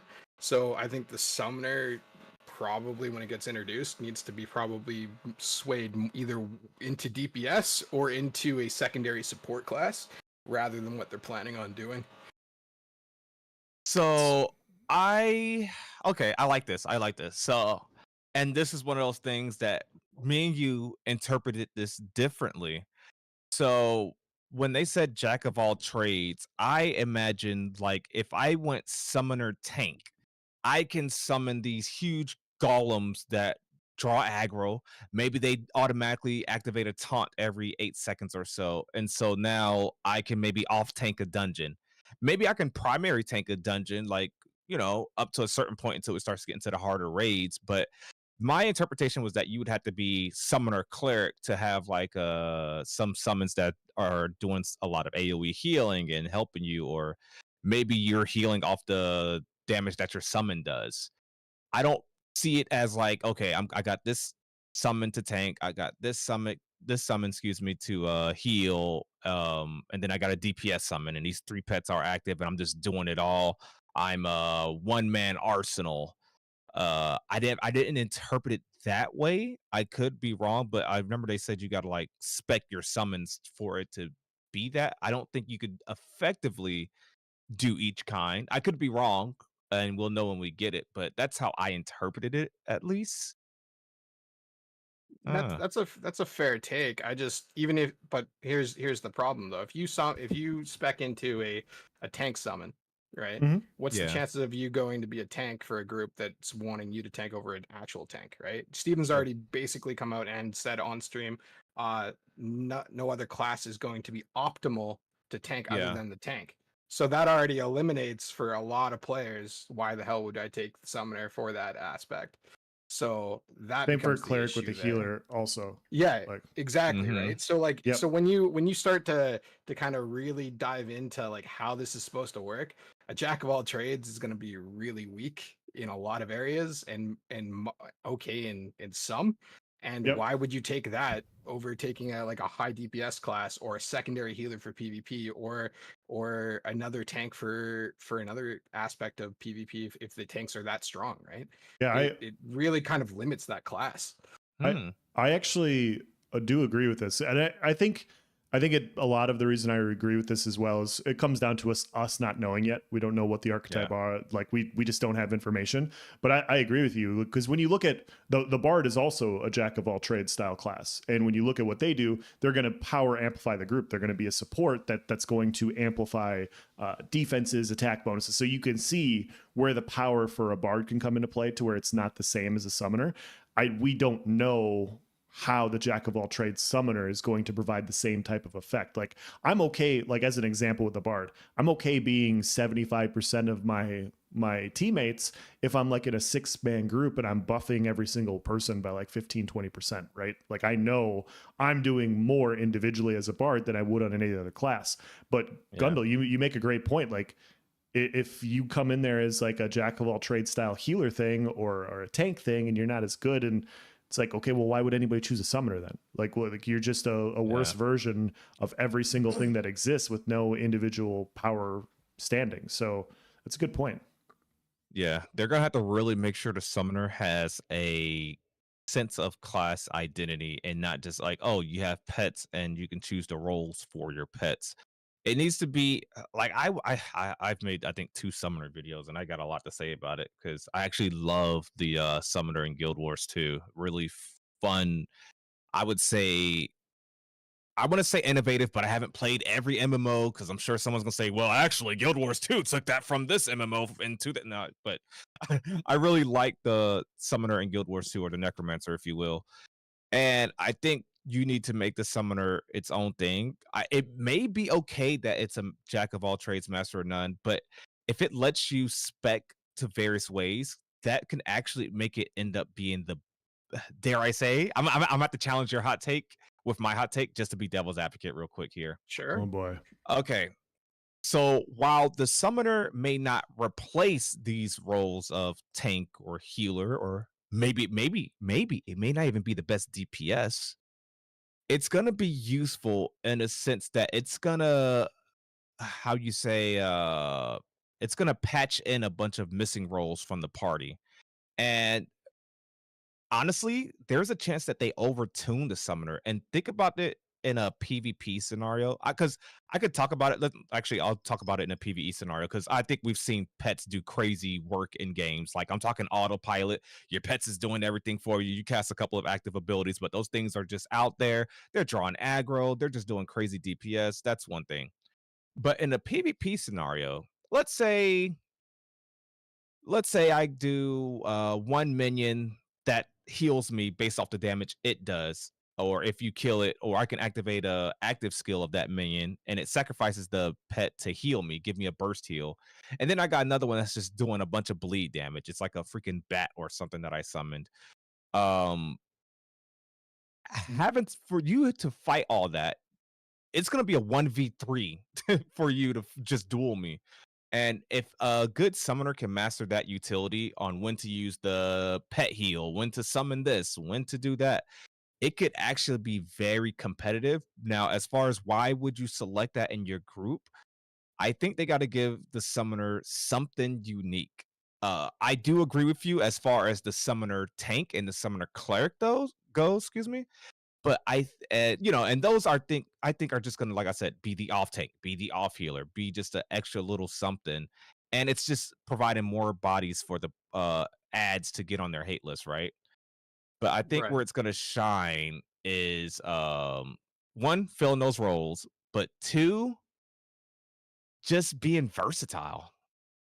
I got, as I'm talking, I think the summoner might be really good in PvP, depending on how they do it. And remember, it's not going to be just pets. I mean, hell, I know the tank already has the wall, but summoner doesn't mean just pets. It could summon a certain objects, or maybe there's gonna be certain buffs. Like it summons a certain minion that when you stand next to it, it provides mitigation. I don't know. It just like we all three of us have said, it remains to be seen. But I agree with you. The summoner's not gonna. You're not gonna choose the summoner tank over the tank. But they need to make sure the summoner has utility is the short version of my take. You just got to make sure the summoner has utility, because it's not meant to replace, it's meant to fill in little gaps, I guess. Okay. Can I counter it? Can I counter your point for a Go second? right Oh ahead. no, that's been all of our time. We're gonna go ahead and move on to our next. No, I win because you didn't respond. No, I'm playing. Go ahead. So I guess the big problem with the summoner as well is going to be the AI of the pet class Yeah. specifically, right? So like, because players are always going to be able to outsmart usually a mob or an AI. So we've Mhm. already seen like the hunter traps, bear traps on the ground, things like that, kiting it into that, making Yeah. that summoner sit there. Especially when you have large scale PvP where everything's on the screen, that also kind of limits the summoner in that way as well. So I think I agree with you that it might be able to fill gaps in a party. I just think that people, especially when you start to look at like more semi-hardcore and hardcore players, they're going to go, why am I going to bring you over Yep. some other class? Unless there is something specifically really unique to like the summoner, which I know some classes have done, where you have like they summon like health stones and mana stones and things like that, where it Oh brings like yeah. group utility.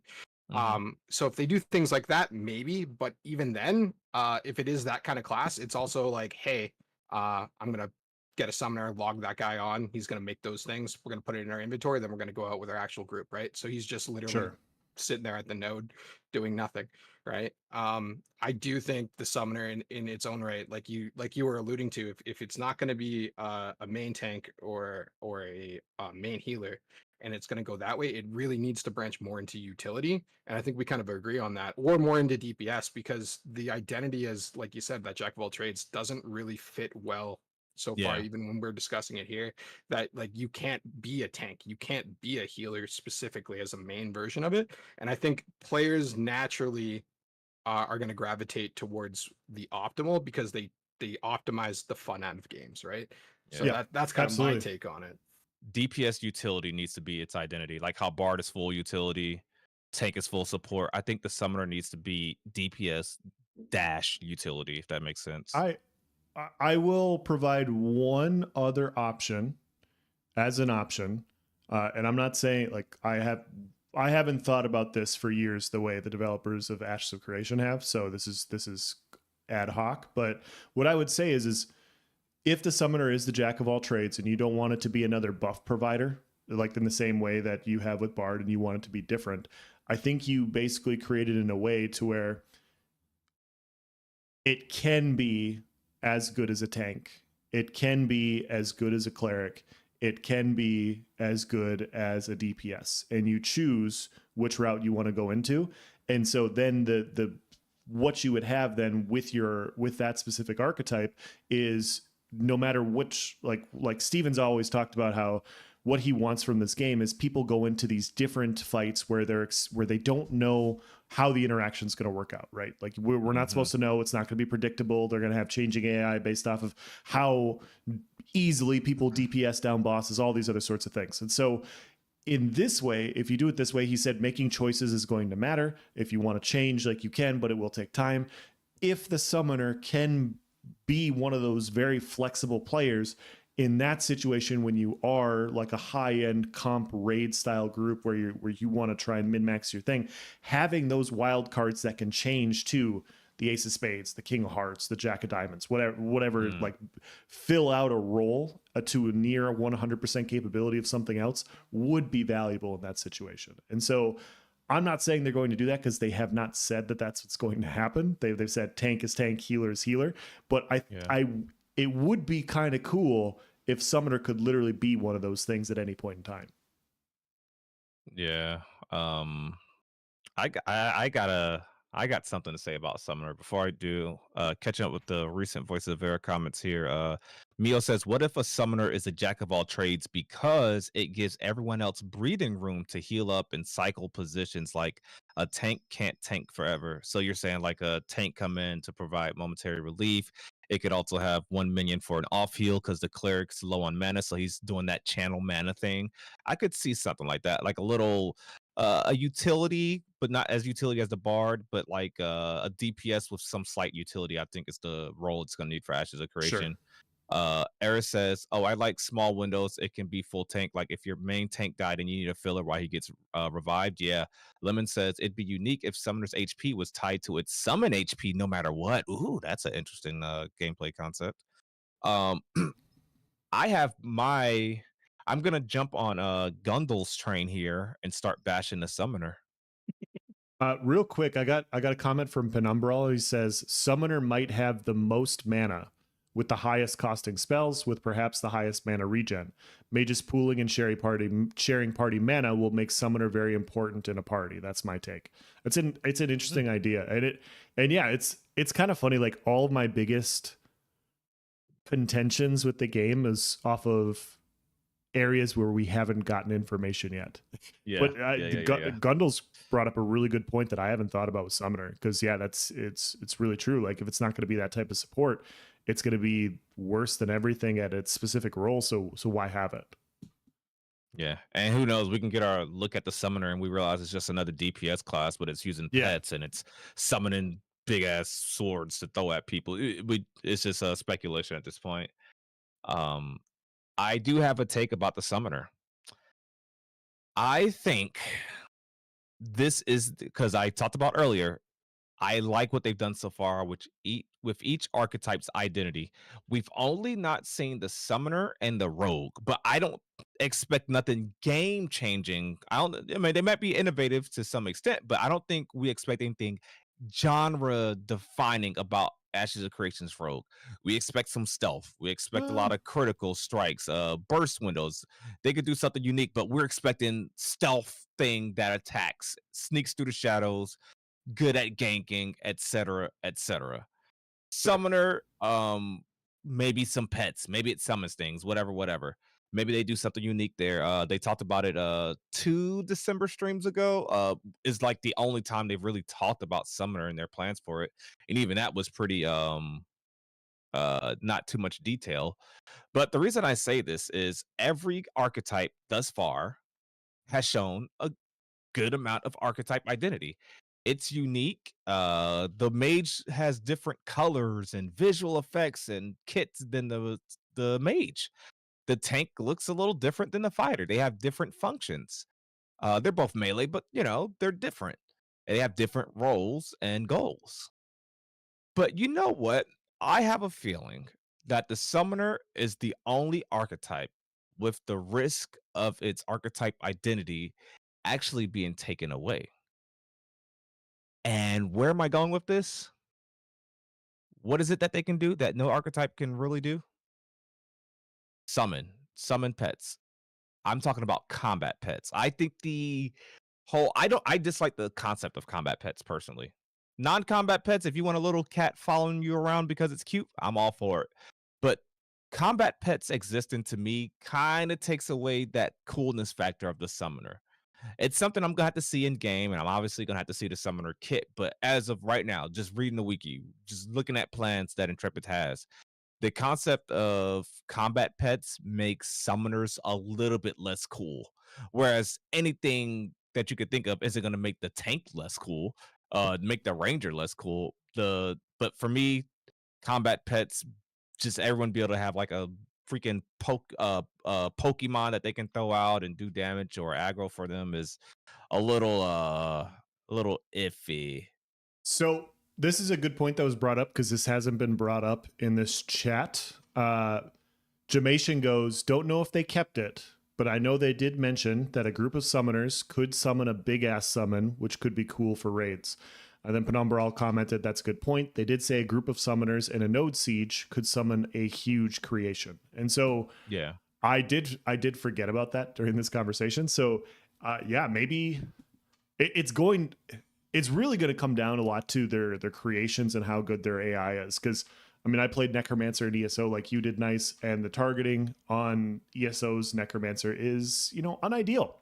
That little bastard can get caught up on just about anything, or he can just stand there and watch you fight and not do what he's supposed to do, and it's a huge pain in the ass. And so there's it's no wonder it's last, right? It's no wonder this is going to be the last archetype because there's so many freaking moving parts, and it could be really strong and annoying, or it could be really freaking bad just due to how the targeting and everything's going to work. So Okay, else. Just you saying the word necromancer, I just came up with the hot take. Gundal, are you listening? Yeah, I'm here. Okay, this is a take I want to pass around the whole Ashes of Creation community. I'm just gonna randomly bring it up in every Discord I'm in just to see what people say. I have a hot take, you guys, and after you guys hear this, I want you guys to spread it. I want you guys to spread it. I want it to be the topic of the day. I want to see 3 Reddit posts and 2 forum posts by tomorrow. Let us be the judge of this. Me and Gundal will decide if it's worthy of being spreadable. I think that's fair. Yeah. Okay, so resurrections in Ashes of Creation is very limited. Once you become an Ash Pal, you can't just like resurrect like you seen with ESO with the Soul Gem, right? You can't just walk over to someone like, oh, I'll get you up. Okay. You know who can get people up, and we've seen it recently, just like it was, I think, in Alpha 1. I could be wrong, but I know they showed it. The Cleric. The Cleric resurrects people. I say, my hot take is the Cleric shouldn't be the one to do that. The Cleric should be responsible for keeping you alive. If you do see death, the only person that should be able to resurrect you is a summoner. They should summon you back into the world of Verra. That should be their identity. Think about I think it's the summoner cleric that's the necromancer.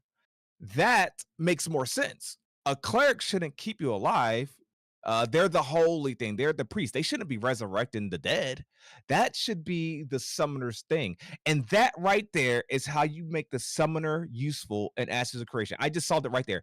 That's the unique thing. That's it. Boom. The summoners can actually resurrect you. But that's it. Can I drop? I can't drop my mic because it's like attached to this little arm thing. Now I feel bad because I'm about to just mic drop on you a little. Yeah, bit. Me too. Oh boy. I think we're gonna say the same thing. Are we gonna say the same thing? I'll let you say it instead of me. How about that? Why would I build my group to need revives? Oh, it's not what I was gonna say. But oh, great. Fair, yeah, fair, no, like my perspective on it is like, why would I want my group to die so I can get picked up when I can just choose to not die? Like my entire goal is to get good. Job. That's the cleric's job, is to make sure you don't die. But in the event he fails, I'm not saying that should be the summoner's only activity. That's not what we're saying. But I ironically get to quote Steven on this. Steven's already said that the cleric's master of life and death, so bringing you back to life technically falls under the cleric's domain. And then on top of that, why would I take one healer, one cleric, when I can take 2 and not take the summoner? Oh my God, Nice! You just got dunked on. Nice. You follow basketball, right? Have you seen that scene where Sean Kemp dunks on somebody and then he points at him after he dunks on him? Have you seen that clip? I have. I just disagree. Are you sure? I just disagree. Okay, because I was gonna get the clip and I was gonna post it in chat in case you didn't see it. So because I think that's what happened. Kemp one that Shaq imitated. Yeah. Like good. to me, that makes more sense. It makes more sense for It does to make be sense. the summoner. But I mean, I'm aware of when Steven, because they have the death augments, they have the holy augments. But to me, why is I mean, and this is something, like I said, chat, we're gonna have to wait till we see the summoner archetype. We're gonna have to see how in depth the class system is actually a class system. Because if a cleric, if a summoner cleric is called a necromancer, then why is it called a necromancer? It's just because my minions are now skeletons? Or can I actually, have something to do with the dead? That's why it makes more sense to me. Sure. No, I do But agree with you. That's fair. Because necromancer is a summoner. You can summon the dead. Like it would make sense that you can resurrect them. Doesn't apply here because Steven wants to make clerics OP, which is BS. But I do Yeah. I agree. mean, to give you kind of a little bit of validity, though, I guess you could kind of attribute, it's not a great example, but the warlock in WoW has a soul stone, which then can be a resurrection, right? So, and that is a pet class. So, like there is that opportunity that it can create something where then it does Yeah. bring you back. There is that option, I guess. Sure. But I don't know. I think it still falls under the summoner's kind of a weak archetype comparatively to the others. That's my take. Yeah, it needs to have See some that. sort of utility. Yeah.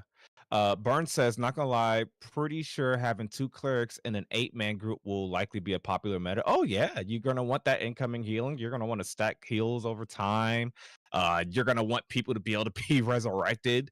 Hell, I think we had a guild on the Coin Guild, and they said their whole guild is gonna be clerics. And it's Yep. sad, but I can almost, I mean, obviously you want variety, each class is gonna have certain utility. You want a couple bards in there. I'm not saying it's the most efficient, but if you were to tell me, like, all right, nice, your group of 8 versus my group of 8, but you can only choose one archetype. Each of us can only choose one archetype. I would choose cleric. They can resurrect each other, they can heal each other, and you can actually spec for a damage cleric, so you can do damage and still be able to self-heal yourself like you can in some MMOs. Sure. It's just a really, really good archetype. Just because of the resurrection itself, like that right there is big. Like for comparison, like in ESO, the Templar, which is the cleric, is the healer. The necromancer does have an ultimate, a really expensive ultimate that can bring people back to life, and it's the only way you can resurrect people besides using like a normal hover over their body, use a soul gem kind of resurrection. But as far as an instant resurrection, that's something unique to that necromancer, and it's the only way to guarantee a resurrection in combat these days because well, I'm not gonna go into detail and all that, but they took certain things out the game to where you can't guarantee, even if you're getting healed while you're resurrecting someone, you can't guarantee it anymore because you can get bashed out of it, and that makes the necromancer have some sort of use. But I don't know. It remains to be seen. I love the concept of summoner. It's definitely something I'm looking forward to test because of how much I liked it in Guild Wars 2, especially if I can be like a melee focused summoner. Um, I mean, I want to test a lot of classes, but I would say tank, fighter, ranger, and summoner are the ones that I want to do. And depending on how tough healing is in Ashes of Creation, I mean, may have to do a cleric secondary augment or consider becoming a DPS cleric.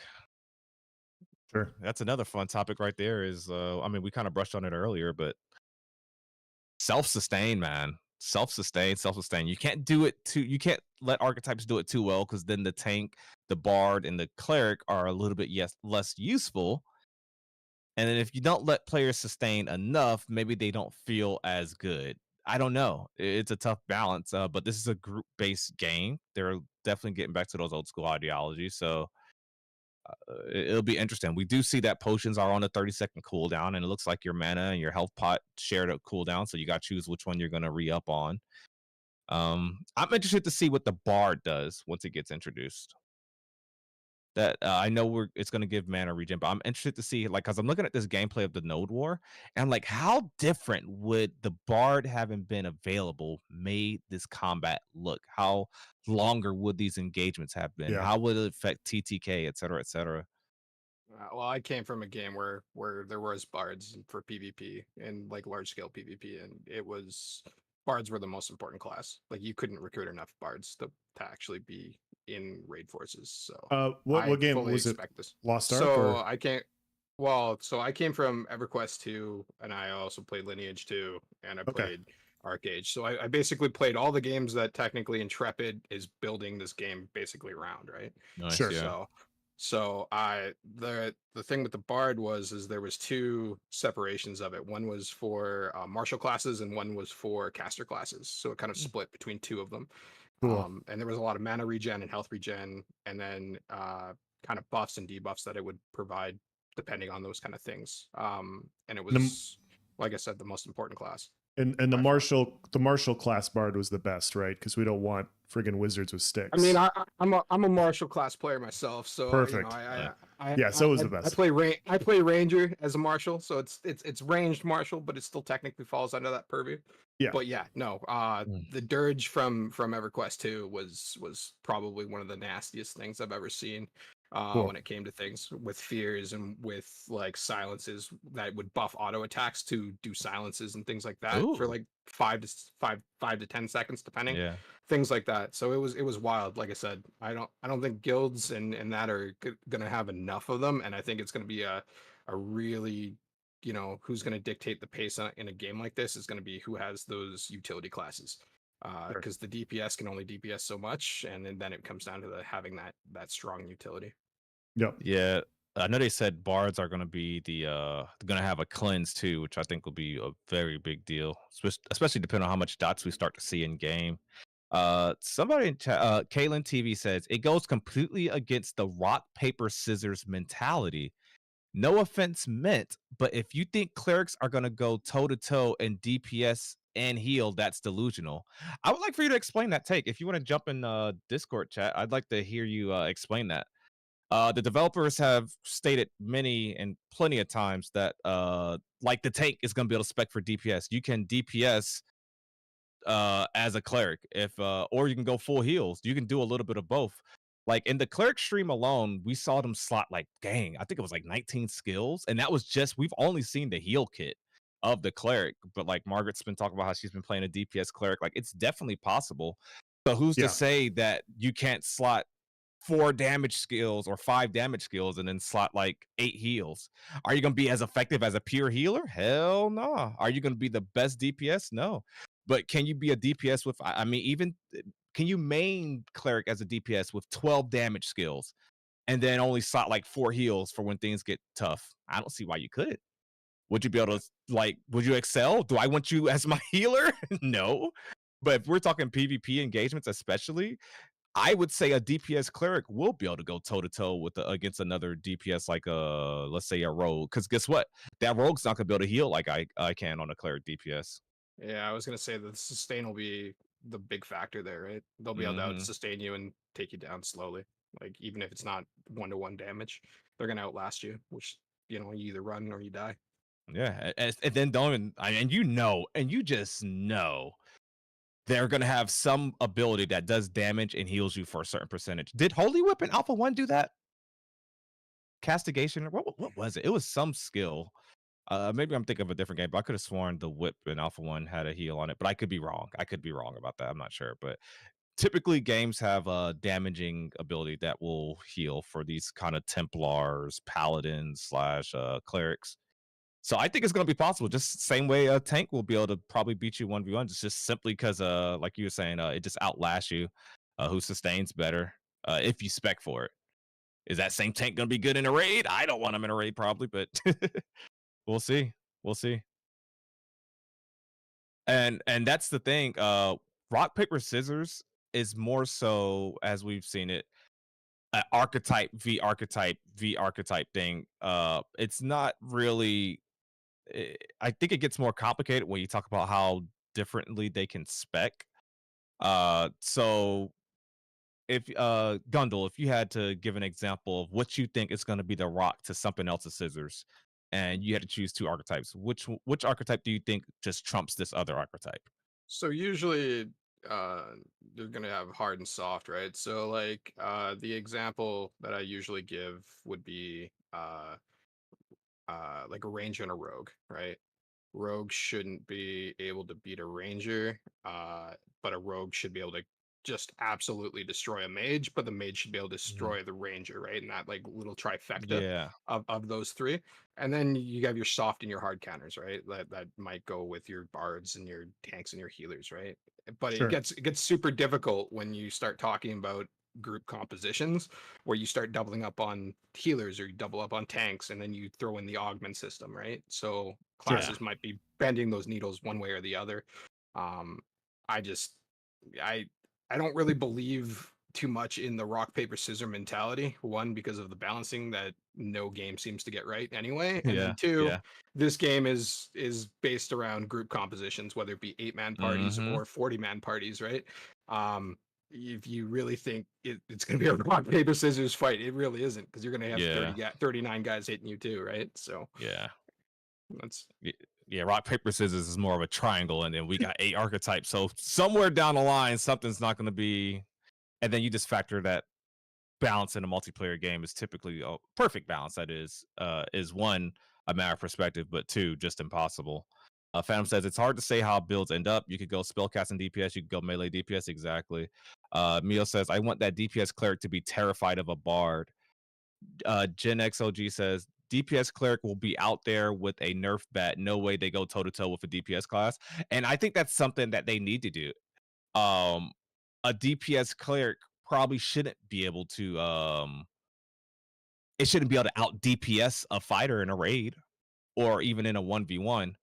But the conversation of who wins that fight, I mean, all speculation, obviously, chat, but who wins that fight if one of them has heal slotted and the fighter can't self-heal, really, it's a tough call.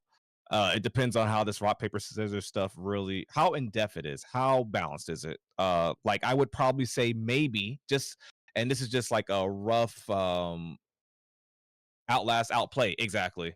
Especially with the limited healing in this game. Like, we just got through talking about how your only heal source is probably going to be lifesteal and a potion on most class, right? So if you're fighting against a cleric that's spec for DPS and he has good mana sustain and he has like 4, even just 3 heals slotted, he might be able to hold his own. Who knows? I don't know for sure, but it just makes sense, right? But the fighter can be a counter to the cleric. The fighter has shown that it has things that reduce healing done or healing received. So that right there would be rock to that scissors. But maybe the cleric is better against something else like that. Hopefully each thing has something in its kit that you can tell, like obviously, like, oh, that's gonna mess bards up, et cetera, et cetera. Yeah, they go ahead, sorry.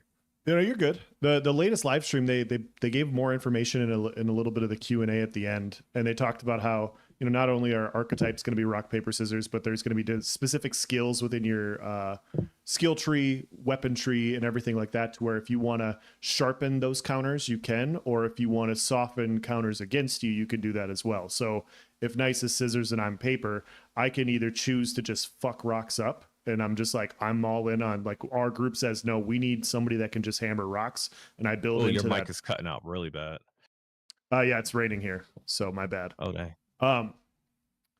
Is it still cutting out? Or are we good? Oh no, it's good. Okay, so yeah, so like either you can build into being the most badass paper possible and just destroy rocks, or you can say, hey, like, we have this counter versus rocks, but we're getting fucked up by scissors, so maybe we shore that up a little bit. And so, yeah, traditionally from other MMOs we've played in the past, Templar's sustain and survivability has often trumped damage dealers' DPS to a point to where they win duels. Like that's just the way it typically goes in games, especially early starting out, because they have more survival, they have more sustain, and like they just kind of lean on you and you eventually die. So I would assume in Ashes, which is not a 1v1 game, I would assume that a cleric will probably be the best 1v1 class starting out. But we'll see. I would agree with that. I mean, from my experience with Lineage 2, with Arcage and EQ2, you know, the sustain is usually the thing that keeps you alive. It's going to be the healers that are always notoriously hard to kill. And then the utility that goes with it, right? That kind of becomes their battery, aka the bard, that we know it's automatically going to be giving mana back, right? They've already talked about, like, I know Phantom X and others PIs have already talked about the mana was the issue at this point in time with a lot of the classes. and bard fulfills that role to a certain extent. So when you start throwing bards into raids and you start going, well, okay, we need at least one bard for every party or 2 bards for every party, and you start out manaing people, you start just pushing people out, right? So it really becomes more of a utility war and not necessarily a DPS war, because if you can sustain the hit and hit them back and they can't sustain, you'll win just through attrition, right? And that's usually how these games work. Perfectly said. That right there, that word attrition, it's just wearing them down. You got more utility in your kit, or your team has more utility. Well said.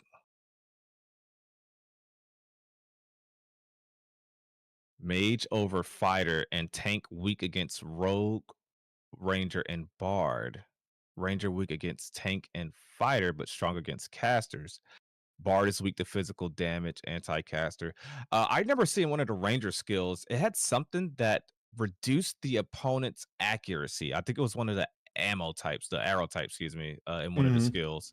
And that, to me, I was like, oh, well, that's it right there. The ranger beats mage, because they're both going to be casting at each other at range.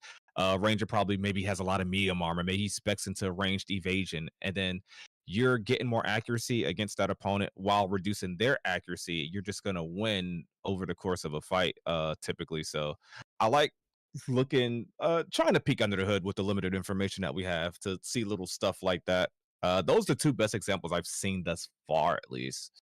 So as a ranger player, like I actually saw, what was it? I think the stance of the bear, where it increases your mitigation. We've talked about how there will be itemizations with certain classes. I think rangers will just like an EQ, where they'll go sword shield to increase their mitigation. So anything that jumps on them, they pop bear. They're actually not super squishy, so then they can actually kite out, kill somebody, right? I think that's going to be a lot of ways in which players actually adapt and do this kind of thing. Sure. My big hot take on rangers, though, is I hate the hunts. I think they're awful class design.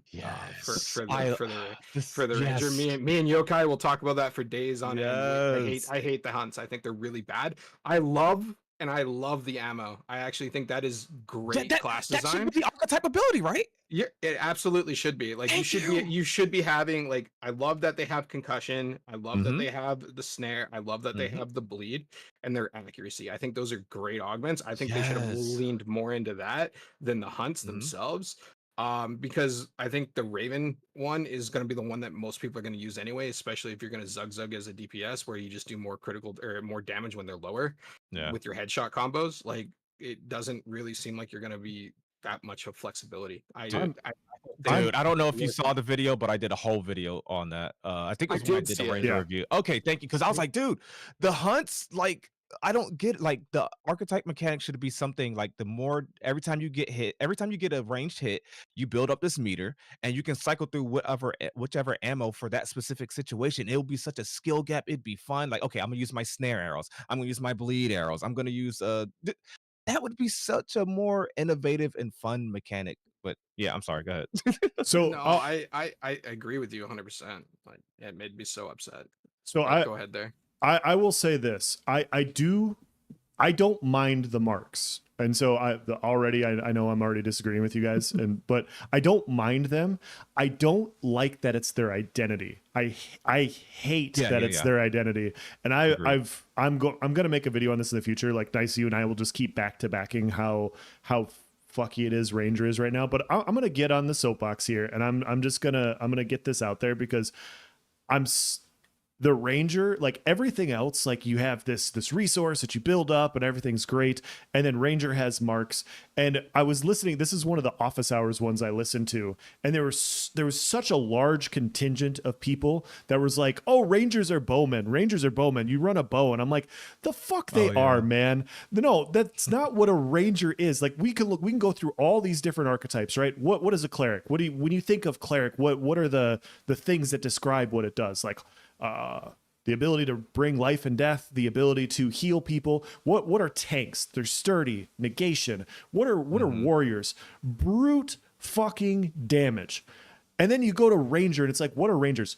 Carry a bow. What the fuck does that mean? That's so stupid. It doesn't make any sense. And so when you look at what a Ranger actually could be, you could go, hey, like, what Rangers exist in media? Like, I don't know, like Aragorn. What did Aragorn do in Lord of the Rings? He ran for 3 straight days after the Uruk-hai when they were chasing after people. So maybe the ranger can be endurance. Maybe they can have high stamina, they can have high endurance, and their actual identity is their ability to stay in fights longer. Like that's how you stand out from a fighter and stuff. It's not carrying a bow, because sorry, I told you guys this is a soapbox. That's my bad. But when you look at other choices for augments, you can go, okay, yeah, if I'm going to choose a cleric as an augment, I could have leeching capabilities. If I choose fighter, I could have brute damage. If I choose a rogue, I could have maybe movement speed or critical damage, something like that, right? Like, with those archetypes, that's what your augments will possibly do. We don't know what they are, but like you understand through the archetype kind of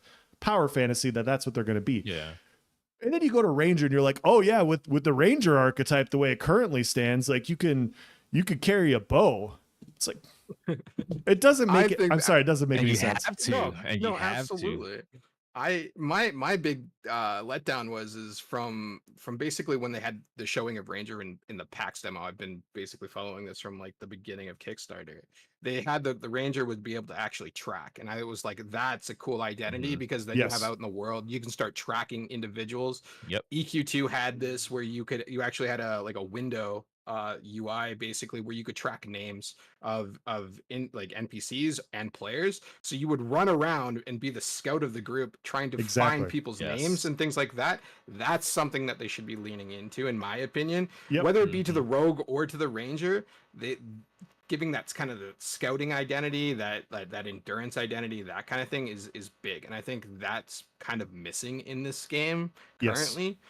For like information gathering, which everyone seems to want in this game. You hear it all the time, whether it be spies or tracking where caravans are, those kind of things. That would also cement a ranger in a group party, like we talking about, like having a tank, having a healer, all of those kind of things. It's basically, well, we need this tracker because we need to know where these guys are going. And Rangers high mobility. They're the second fastest archetype. And so they're high mobility. They have the capabilities to bounce around. They should be specialized in range DPS. Penumbra all over here saying Ranger is a range DPS. It should be able to be both. Like when you look at Army Rangers, the military fighting force, their main strength is endurance. Like if you look at what they do for training, they're literally up 22 out of 24 hours a day. They're running a lot. Like the entire thing around a Ranger and multiple different things in a way that you can make it work in an archetype is endurance. Like endurance makes sense. Stamina, being able to sustain longer, and you specialize in range damage. Like that's your specialty. But your main power source is endurance, or stamina based, and the ability to be a scout. Because then like they've talked about before, the ranger will have capabilities to detect rogues. And so that's your scouting capabilities to be able to go out and find other people. And so I think that makes way more sense than I like the marks. I do. I like how they operate outside of the cooldown system. I like how functionally the speed of how a ranger will play will be fun. I don't like how the archetype fantasy, I guess, is relative to the other archetypes that exist. Yes. And that worries me greatly too. Because Ash has just talked about how you want to have different you shouldn't be married to a specific weapon. Like you could have a great sword mage, or you could have whatever.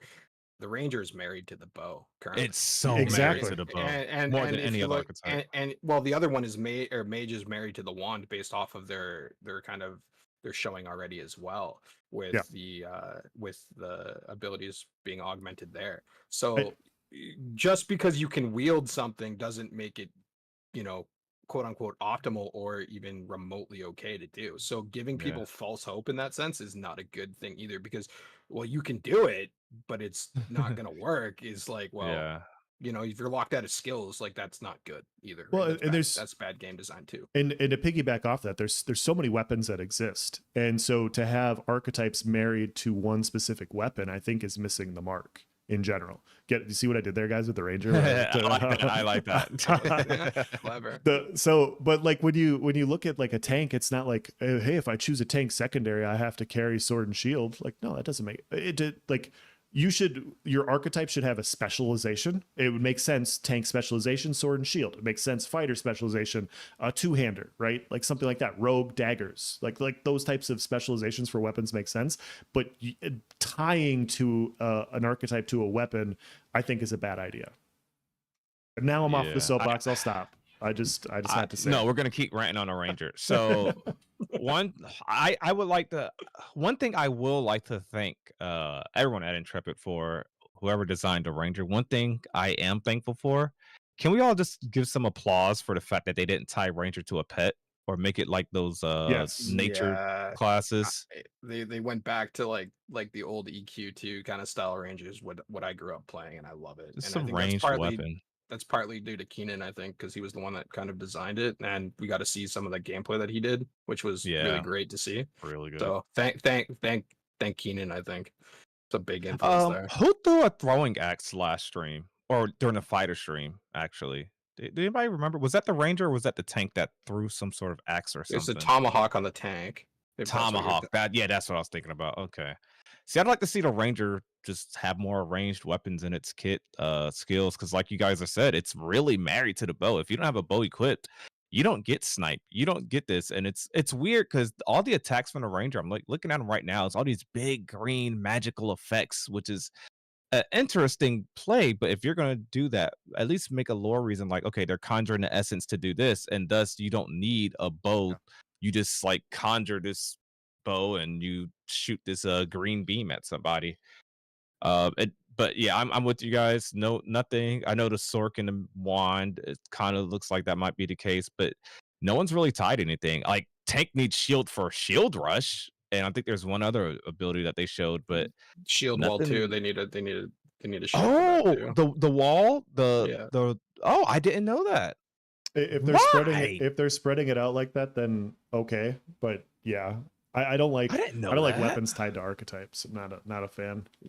Well, when they're tied to abilities like that, and then and they're super impactful abilities like that, that feels bad, right? Then you feel because that doesn't even make sense. That doesn't make sense to me. You taught me something, because I didn't realize you needed a shield for that wall right there. I can't even understand that concept. Yeah, Solverin and I have been on this ranger Archus bow archetype for a while now, and I will die on this hill. I will probably be a rogue main, and rangers will be my enemy, and I still don't want them to be tied to a weapon, because I think that just takes away from the effect. That's just my opinion.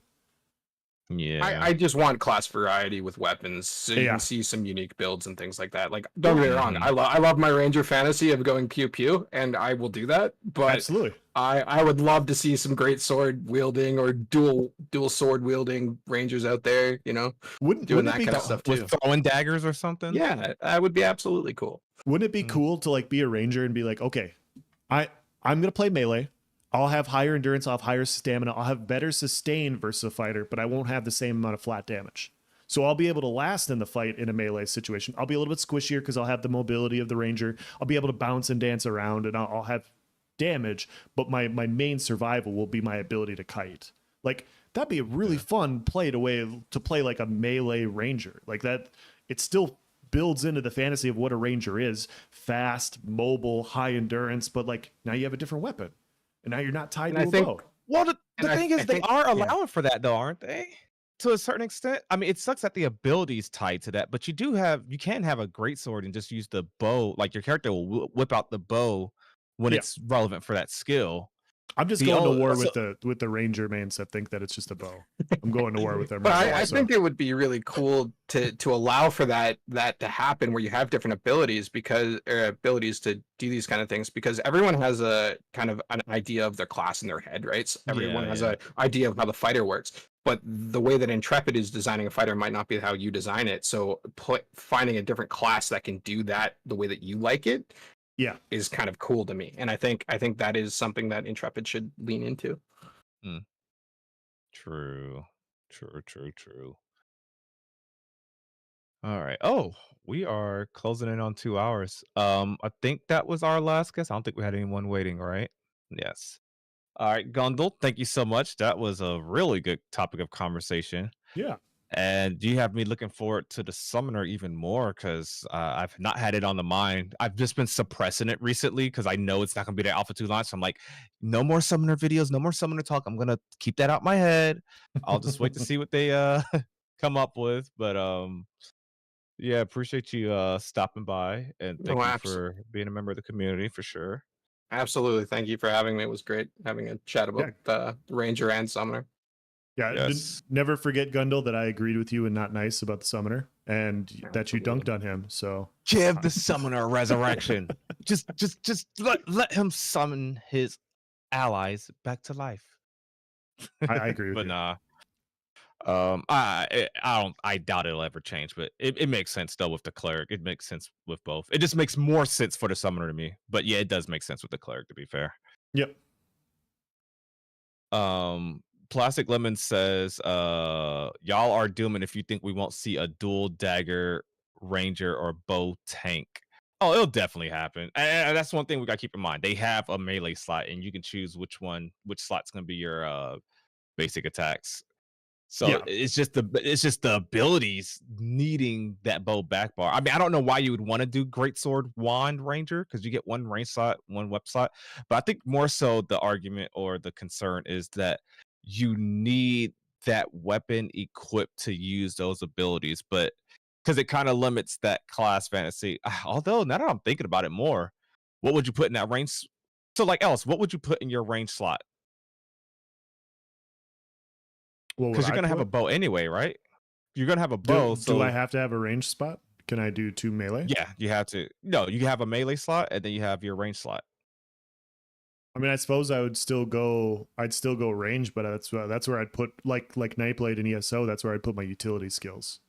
So that spot would be utility based, and then the other bar would be more offensive based. See, that's the thing. There's no bars. It's just like you have a range slot. It's like Thunder Library. You have 2 weapons, and it'll whip out the weapon appropriately. So that's why I haven't felt like it. See, that part to me is not an issue. I'm more so of the argument, which you guys were talking about too, but that there's so many abilities that require that bow. I would like to see more. I don't know. I'd like to see more melee stuff when we see it. Yeah, exactly. And I do agree with that part for sure.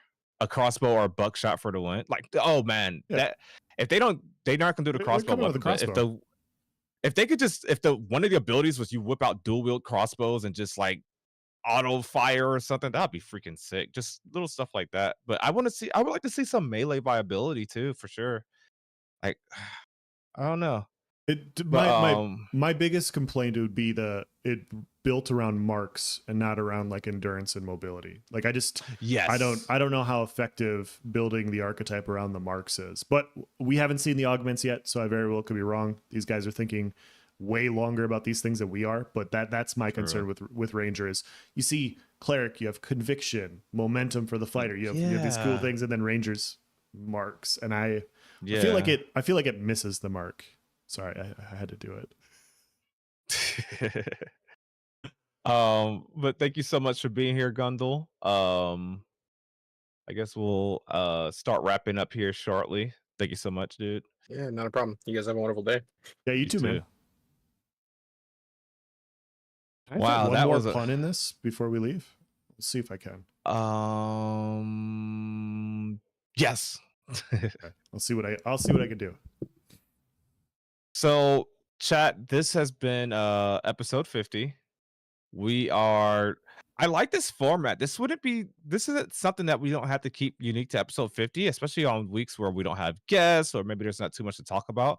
We wouldn't mind getting known members of the community, names that we recognize, just randomly pulled in a chat. Like, let's say we see a certain take in chat, like you're typing a lot, you're really passionate about the subject. We're like, hey, join the Discord, we'll pull you in so you don't have to do all that typing. You can like voice your take or whatever.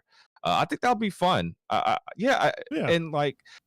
that's the thing I like about our show. I know I've said this a lot else, but like that's one thing, we never just sit there and talk at people. It's more like, what do you guys think? What's going on?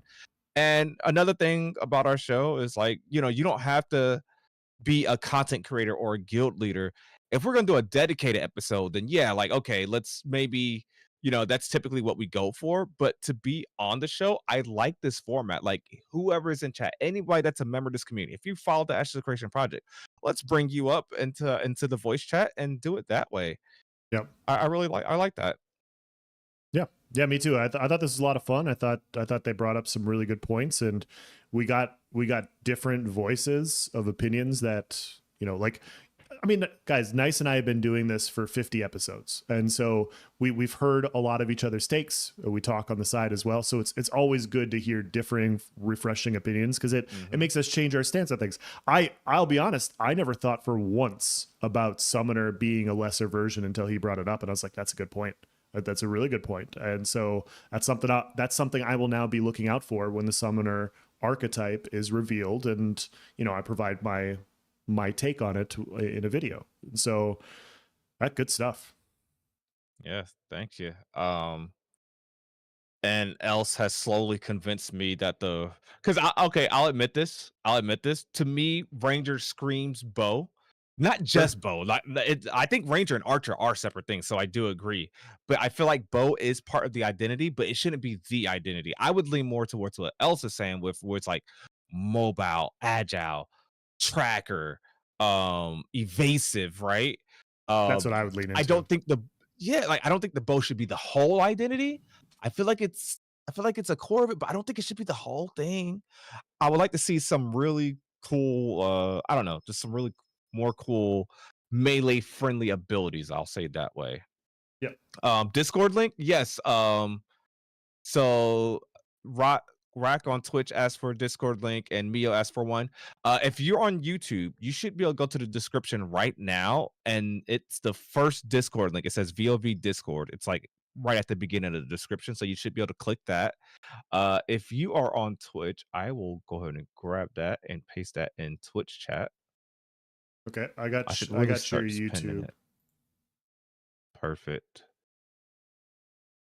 Let's see. But yeah, our Discord, guys, this Discord specifically is only on Ashes of Creation. We also have our own separate Discords for other games and everything. But if you like the conversation in this specific podcast and you want to continue it, and like there's conversations happening there all the time. There's a lot of very well-informed individuals, not always us, that like to keep up to date on things, and it's fun to just chat with other people that are also excited about the game. I saw Gundle say, give Ranger a tracking and mobility, scouting, etc., target selection, etc. It's funny. And this is not me being critical of the mage having access to this, because I think it's okay. So the mage have this revealing eye skill. It's something like that. You guys know what I'm talking about? It's like some sort of thing, and I think it's meant to reveal people from stealth. I'm not sure, but that's what it looks like it's supposed to do. That's something that the Rangers should have. Not saying they both can't have it or both have it, but that to me is like a reveal thing.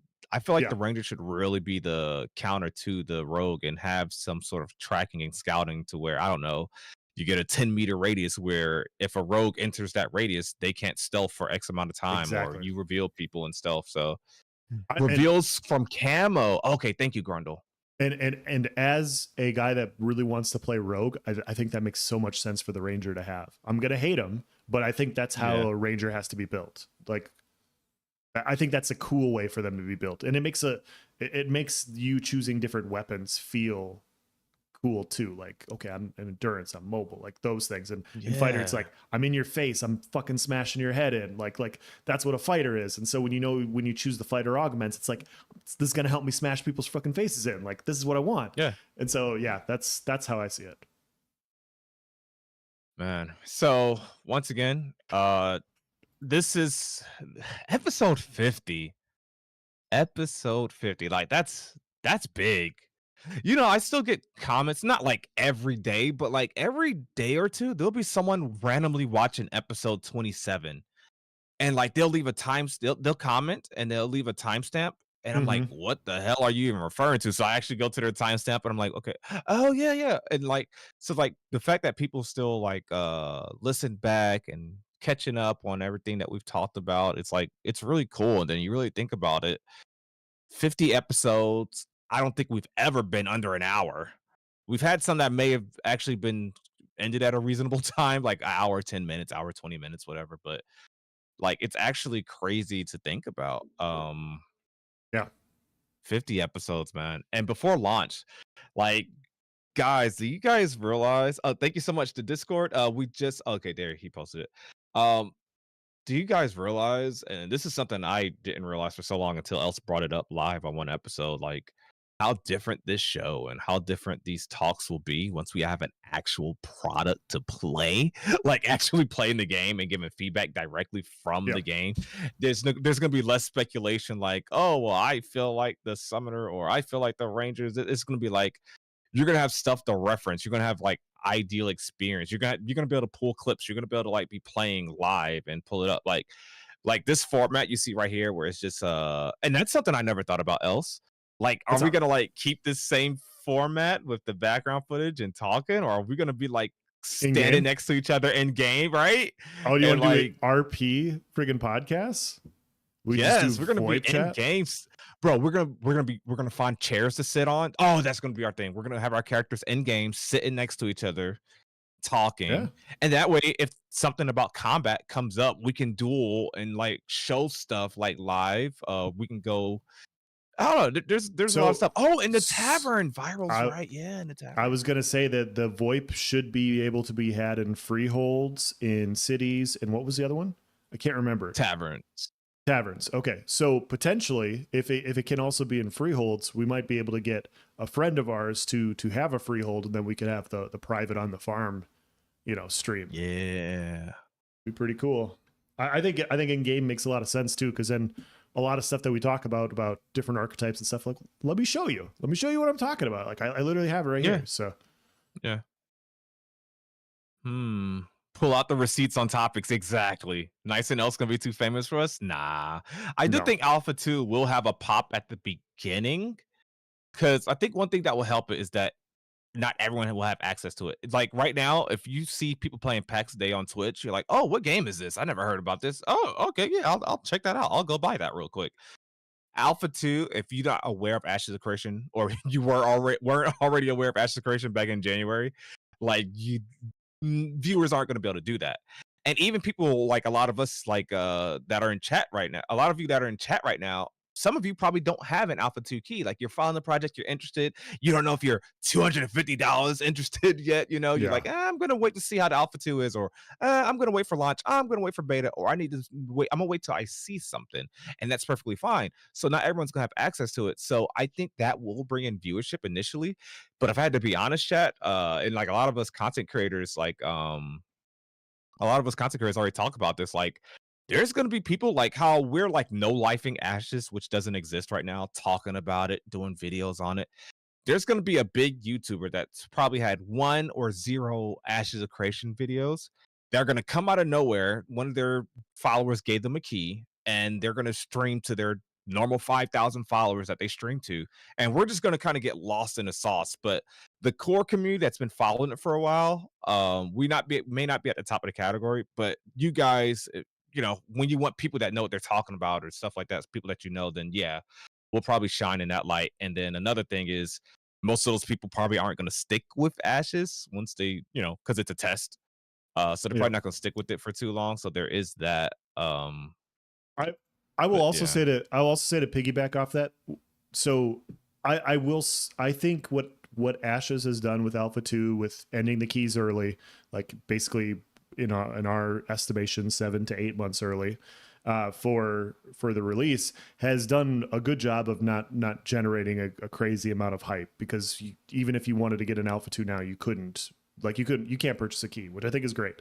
What I do think Alpha 2 will do is, like you said, nice. I think it's going to bring in a bunch of people interested in checking out where the game is at and all this, and they'll come in, they'll do their monthly check-ins and maybe watch a couple streamers occasionally, and then just be like, I'm not playing this game. Why would I watch people stream this game every day? Like, I have no access to this game, Yeah. right? And so Yeah. a lot of people will check it out and then they'll duck out later.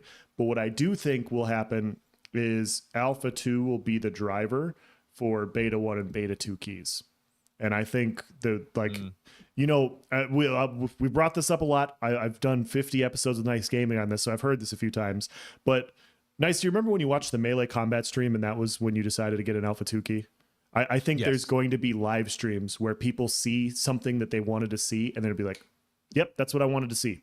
I'm getting a beta 1 or beta 2 key. I am now excited because this is what I've been waiting for. And I think that's what's going to drive in Alpha 2. And I think that's pretty cool. And when beta 1 and beta 2 happen, I think that's when the real the crazy hype begins. Yeah, well said. It's gonna be like how we watch these. We talked about this before, but it's gonna be like how we watch Steven play this game once every month. Yeah. And we can't get direct feedback. We can't say, "Oh, Steven, what was that again?" Or, Steven, go over here. Or, how does this feel? It's a pre-recorded thing. So you guys being able to tune into us live and say, especially with me and Els probably being on different archetypes. Let's say he chooses. Oh wait, you can't choose Rogue. Oh, No. I'll probably be a bard or a fighter. I'll probably go one of those right away. I'll play every single one, so we can just choose which ones we want right away, and then we'll bounce. I'll be testing every single one in Alpha 2 for sure. Yeah, definitely testing each one. So let's say Els jumps on the fighter, I jump on the tank. Yep.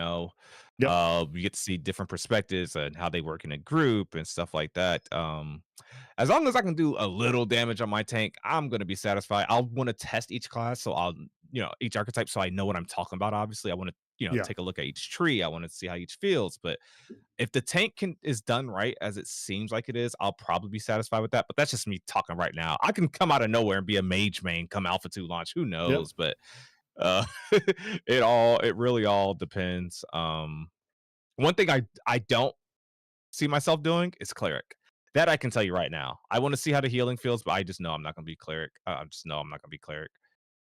Yeah, I don't know why, but that's just one of those things I'm passionately like, I know I'm not doing that because I know I'm not going to heal. I don't like tab-based healing for the most part. Yep. So, yeah. Yeah, I've played full-on healer in the past in other games. I like it, but if I have a choice, like gun to my head, what am I going to play the most? Cleric healer is going to be pretty far down at the bottom of the list. Like, it's just not something I'm like you. It's something that I will play. I am an altaholic. I will play freaking everything. But yeah, that's one of my last choices. Like if I had to choose now, like, okay, real quick, this is episode 50. We can do one thing. Name your top 3 archetypes in order that you would play Alpha 2 as it stands right now.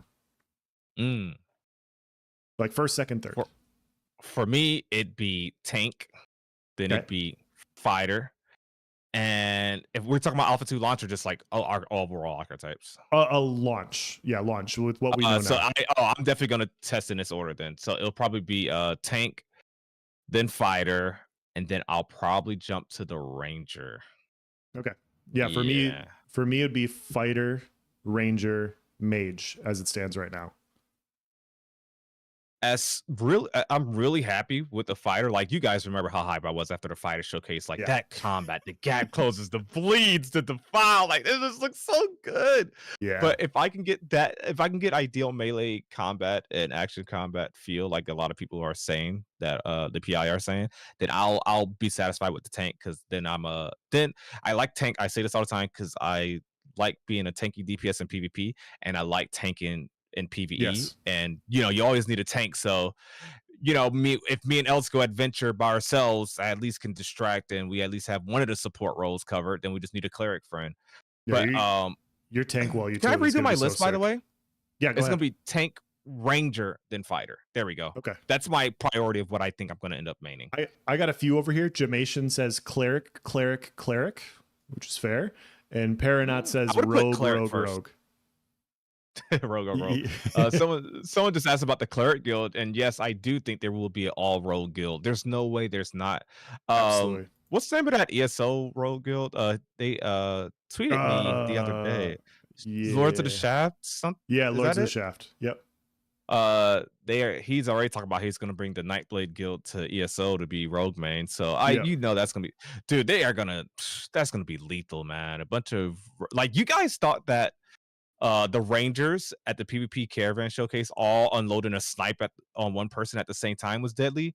Imagine where a bunch of melee rogues just roll up on you, come out of stealth at the same time, and just boom, it's gonna be something. And then it's Ashes of Creation, so your chances of recovering, even if they don't kill you, like if it's 4 of them, right, and they all open up with their strongest attack, even if that doesn't kill you, what are you gonna do? Pop a potion? Okay, then what? I think a group of rogues is gonna be gross, man. It is. Mm-mm-mm. Rogue Mage. Rogue Mage sounds really cool. I gotta hold my reservations out to see what they do with Summoner because I do like a good Summoner. But I was looking at Summoner Mage. I thought that one sounded cool as well. I thought Summoner Mage is a cool or Mage Summoner. But yeah, I think if I'm gonna do a range class though, it's gonna be the Ranger. The Ranger, Sure. like it's something about that airstrike ability. Like I had visions, like Yeah. when I watched the Ranger showcase. I mean, the ranged weapon showcase too, of course. But when I watched that Ranger showcase and he was doing those flips, he did like the flip up the mountain. I forgot what the evade was called, but he did it up the mountain. And I was thinking, like, dang, so that means all those melee guys are gonna have to walk all the way around that hill. You know, like just Yep. the traversal potential of the Ranger 1vx outnumbered 2vx, whatever. How like loose you are. It's just so cool, man. Like that's why I'm excited. Oh, and airstrike is like the coolest MMO ability I've seen ever. So there's that too. Yep. I agree. Outside of the tank wall, I'm really coming around on the tank wall. Yeah, because I remember after the fighter showcase, I was like, I don't think I'm gonna be able to do tank. This is because going off the. I mean, to be fair, the tank showcase was like super early compared to when we got the fighter. But I saw that fighter showcase, I was like, looks like it's gonna be fighter tank and not tank fighter. Because, but yeah, seeing that tank wall, hearing the PI feedback, I'm back on my tank bandwagon. I really hope during this, it don't have to be during this tech showcase, but I hope during one of the, and it's honestly, it's not even necessary. You can leave some things for Alpha 2, but I really hope we get a little brief overview, not a showcase, just like a little update of the tank's kit. Like, oh, I'm using this skill, it does this. It can literally be done in under 3 minutes in some random stream that has nothing to do with it. Like if they got another node stream planned, like I would like that. For sure. Ranger Fighter Mage. Ranger Fighter Mage. Yeah, I can see that. I think everyone has their ideal. I need to do a poll. Let's see. There's 6 classes at launch. YouTube lets me do 5. Which one am I not going to put on the poll? Cleric. He answered it so quick. All 8 archetypes included. For me, it would be rogue, fighter, bard. Yep. Yeah. Yeah. Those are my top 3 for sure. My top 3 is tank 1, Ranger 2. No. Ranger 2, Summoner 3. Even though I don't got much to base the Summoner off of. Sure. But that fighter, man, I keep thinking about how much I hate healing in games. Oh. My whole ESO build right now is anti-heal. Why do you think I removed cleric? True. Maybe it is tank then fighter then ranger now that I'm thinking about it. Because I like having me some anti-heal. I really do. My whole ESO build right now is just literally theory crafted for anti-heal, and it's freaking gross, and I love it. Just think about it. Sooner. Your tank wall, you get them cornered, and then I gap close in, and I just bleed the shit out of them with the fighter, and they can't run away, and they can't get help. Yeah. And when they do get away, I yank them back with the chain. Yeah. And then I stun them. Okay, yeah, I like it. I wonder what DPS moves they showed one. I forgot what the strike was. They showed, I just want to see more of the tank kit. I guess because I want to be built for PVX. I think we're both like that. For like, sure. Like I just want to be ready for PvP at any time. So I want to be able to do some sort of damage. That's all I want to say. I want to see the damage spec for a cleric. I want to see a damage spec for the tank. You don't even got to be full damage. Just like a couple of abilities. But yeah. It's just something about yanking someone back with the chains that's so good. Yep. All rogue, all dwarf, LOL. Oh man, dwarf rogue just sounds hilarious to me. I don't know why. It's just the concept of being small and being able to go invisible. It's just, I don't know. It's just hilarious. Yeah, and also being a dwarf at the same time. Big nose, just weird. Yeah, ugly and stuff. Living in the just mountains, probably. Ugly, short. Yeah, couldn't be me. Couldn't imagine wanting to be a dwarf. I'm just kidding, guys. I forgot. I think I asked you already, but did you figure out which race you're going to choose, or top 2 races maybe? I've been kind of leaning Valoon, but I'm open for just about anything, to be honest. Yeah, like Valoon, Tolnar, like kind of have a little thing for the Tolnar, I guess, but I'm cool with all of them. Vec, like they're all kind of cool. Tallnar, like I got to see the character creator options, Yeah. but yeah, I like Tallnar, but yeah, Valoon. I don't see myself going with the elf races. I'm damn sure not gonna do a dwarf, so it's either a cool looking Tallnar or Valoon, Yeah, because that's you kind get to of be what a I was human saying. but with some flavor. Yep. Get the cool eyes or whatever. Yeah, so not British because they lack flavor. So, Yes. Sawman, you here? No. Renkai are cool. I wouldn't choose the Renkai are. Renkai, but they are really cool. They are really cool. Definitely. Tallest height. Yeah, that's what I picture for my tank. Maybe a bulky max height Tallnar, like a freaking beast. That's got to be intimidating, dude. Oh, yeah. A dwarf tank is gonna be. Now I'm just dwarf. I think dwarf rogue and dwarf tank is just hilarious.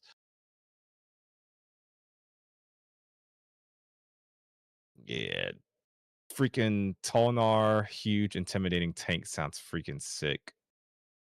I've even thought about making a female character. I ain't gonna lie, just for my thumbnails, just so I have thumbnail bait. I know just you. for thumbnail bait. I already knew this. I know you. I really consider it a hot Valoon chick. Tell me you wouldn't click on that video. Take her armor off just for the thumbnail. You're gonna bring back the ESO boob meta. I know it's gonna happen. Yes. Just for a thumbnail. A sexy Vec? I don't think that even makes sense.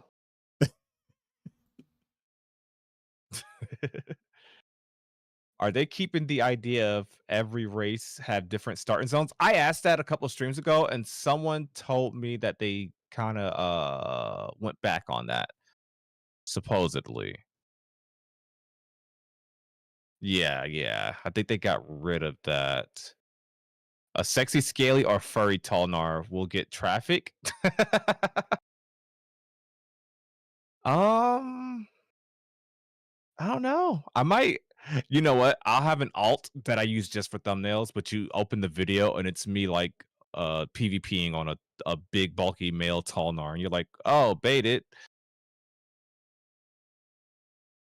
Races have their own starting zones, but you can always choose others. Okay. That makes sense.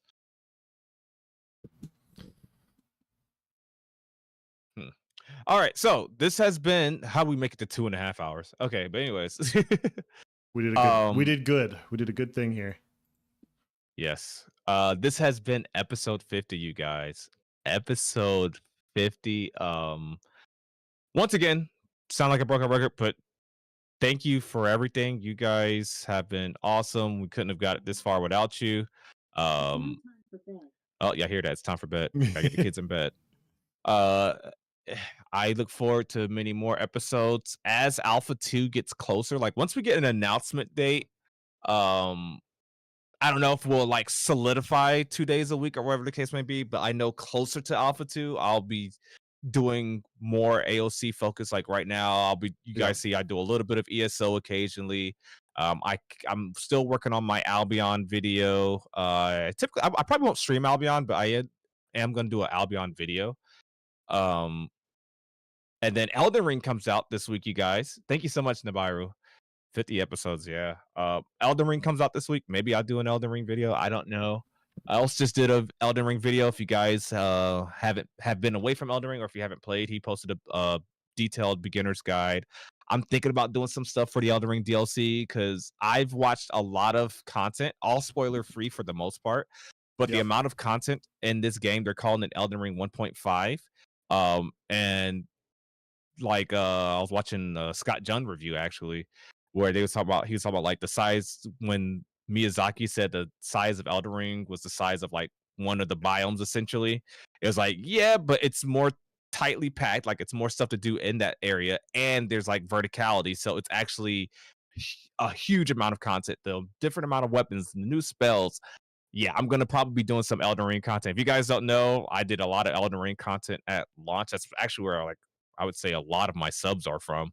So maybe I dip my toes back in it. I'll be warming up on that soon. But yeah, I think one of the content creators they put, I know I sent it to you in Discord, but he's like it's the size of Limgrave, but it's 5 levels deep. And I was like, holy shit, dude. It's gonna be There's no way Elden Ring's not game of the decade. There's just no way. Yeah, absolutely. Like, yeah, it's funny I'm because like excited. I mean, so guys, it was like 4 months ago, Nice and I were talking about games we were going to play this year. And we're like, yeah, we're going to play some Throne and Liberty. We're going to get into New World. We're going to do this. We're going to do that. Like, we're going to play all these games. It's crazy. And all of them fell apart. All But of Elden them. Ring, every single one, guys, every single one is not made. Like, I was like, I'll have so many games to hold me over until Alpha 2. Like, once Alpha 2 gets here, I'll do Dude. Alpha 2. And then they all fell apart, but Elden Ring. We gotta go back and find one of those streams and laugh at ourselves. We thought, like, this is not what I thought June was gonna be. Like, I just knew Throne and Liberty was gonna be out, and it was somehow gonna be at least something to kill time for a month, just something. I thought New World was still gonna be somewhat on life support. Now it's just completely dead. Oh yeah, I gotta work on that New World video. I'm gonna kick them while they're down. GTA 6. Okay, yeah, that's true. That's true. That's true, Magisto. As long as they've been cooking that, and it is a Grand Theft Auto title, that's a tough call. But yeah, all right. So we are going to end it here. Thank you Yep. guys so much. Once again, Discord links. Join the Discord. We'll probably do this format a lot more often. And do we have? I'm assuming no one's. Oh, Warrior's streaming. Well, I'll raid over to We can raid Warrior, yeah. Thank you for the follows, everyone. Thank you for the gifted subs. Really appreciate the community and with everything that you guys do every single time. It's been a good time. So where's Warrior at? Like, There I he don't know is. how to raid on a PC. I got to pull up my phone to raid. It's sad. Starting raid. But yeah, as we get closer, guys, like things will be ramping up. Things will definitely be ramping up content creation wise from both of us. So pretty excited. Yeah. Like, once we get a date, and I know like AOC is within a certain amount of months, especially depending on what they do with the content creator program. You need to and rate stuff him now. like that. He just finished your video. You need to rate him now. Oh, perfect. Okay. Done. Okay. All right. Sorry, guys. Sorry. He's right, you reacting to guys. Nice's video. So we gotta rate him. Perfect. I gotta watch it back later. All right. Thank you guys so much. Peace. See you guys.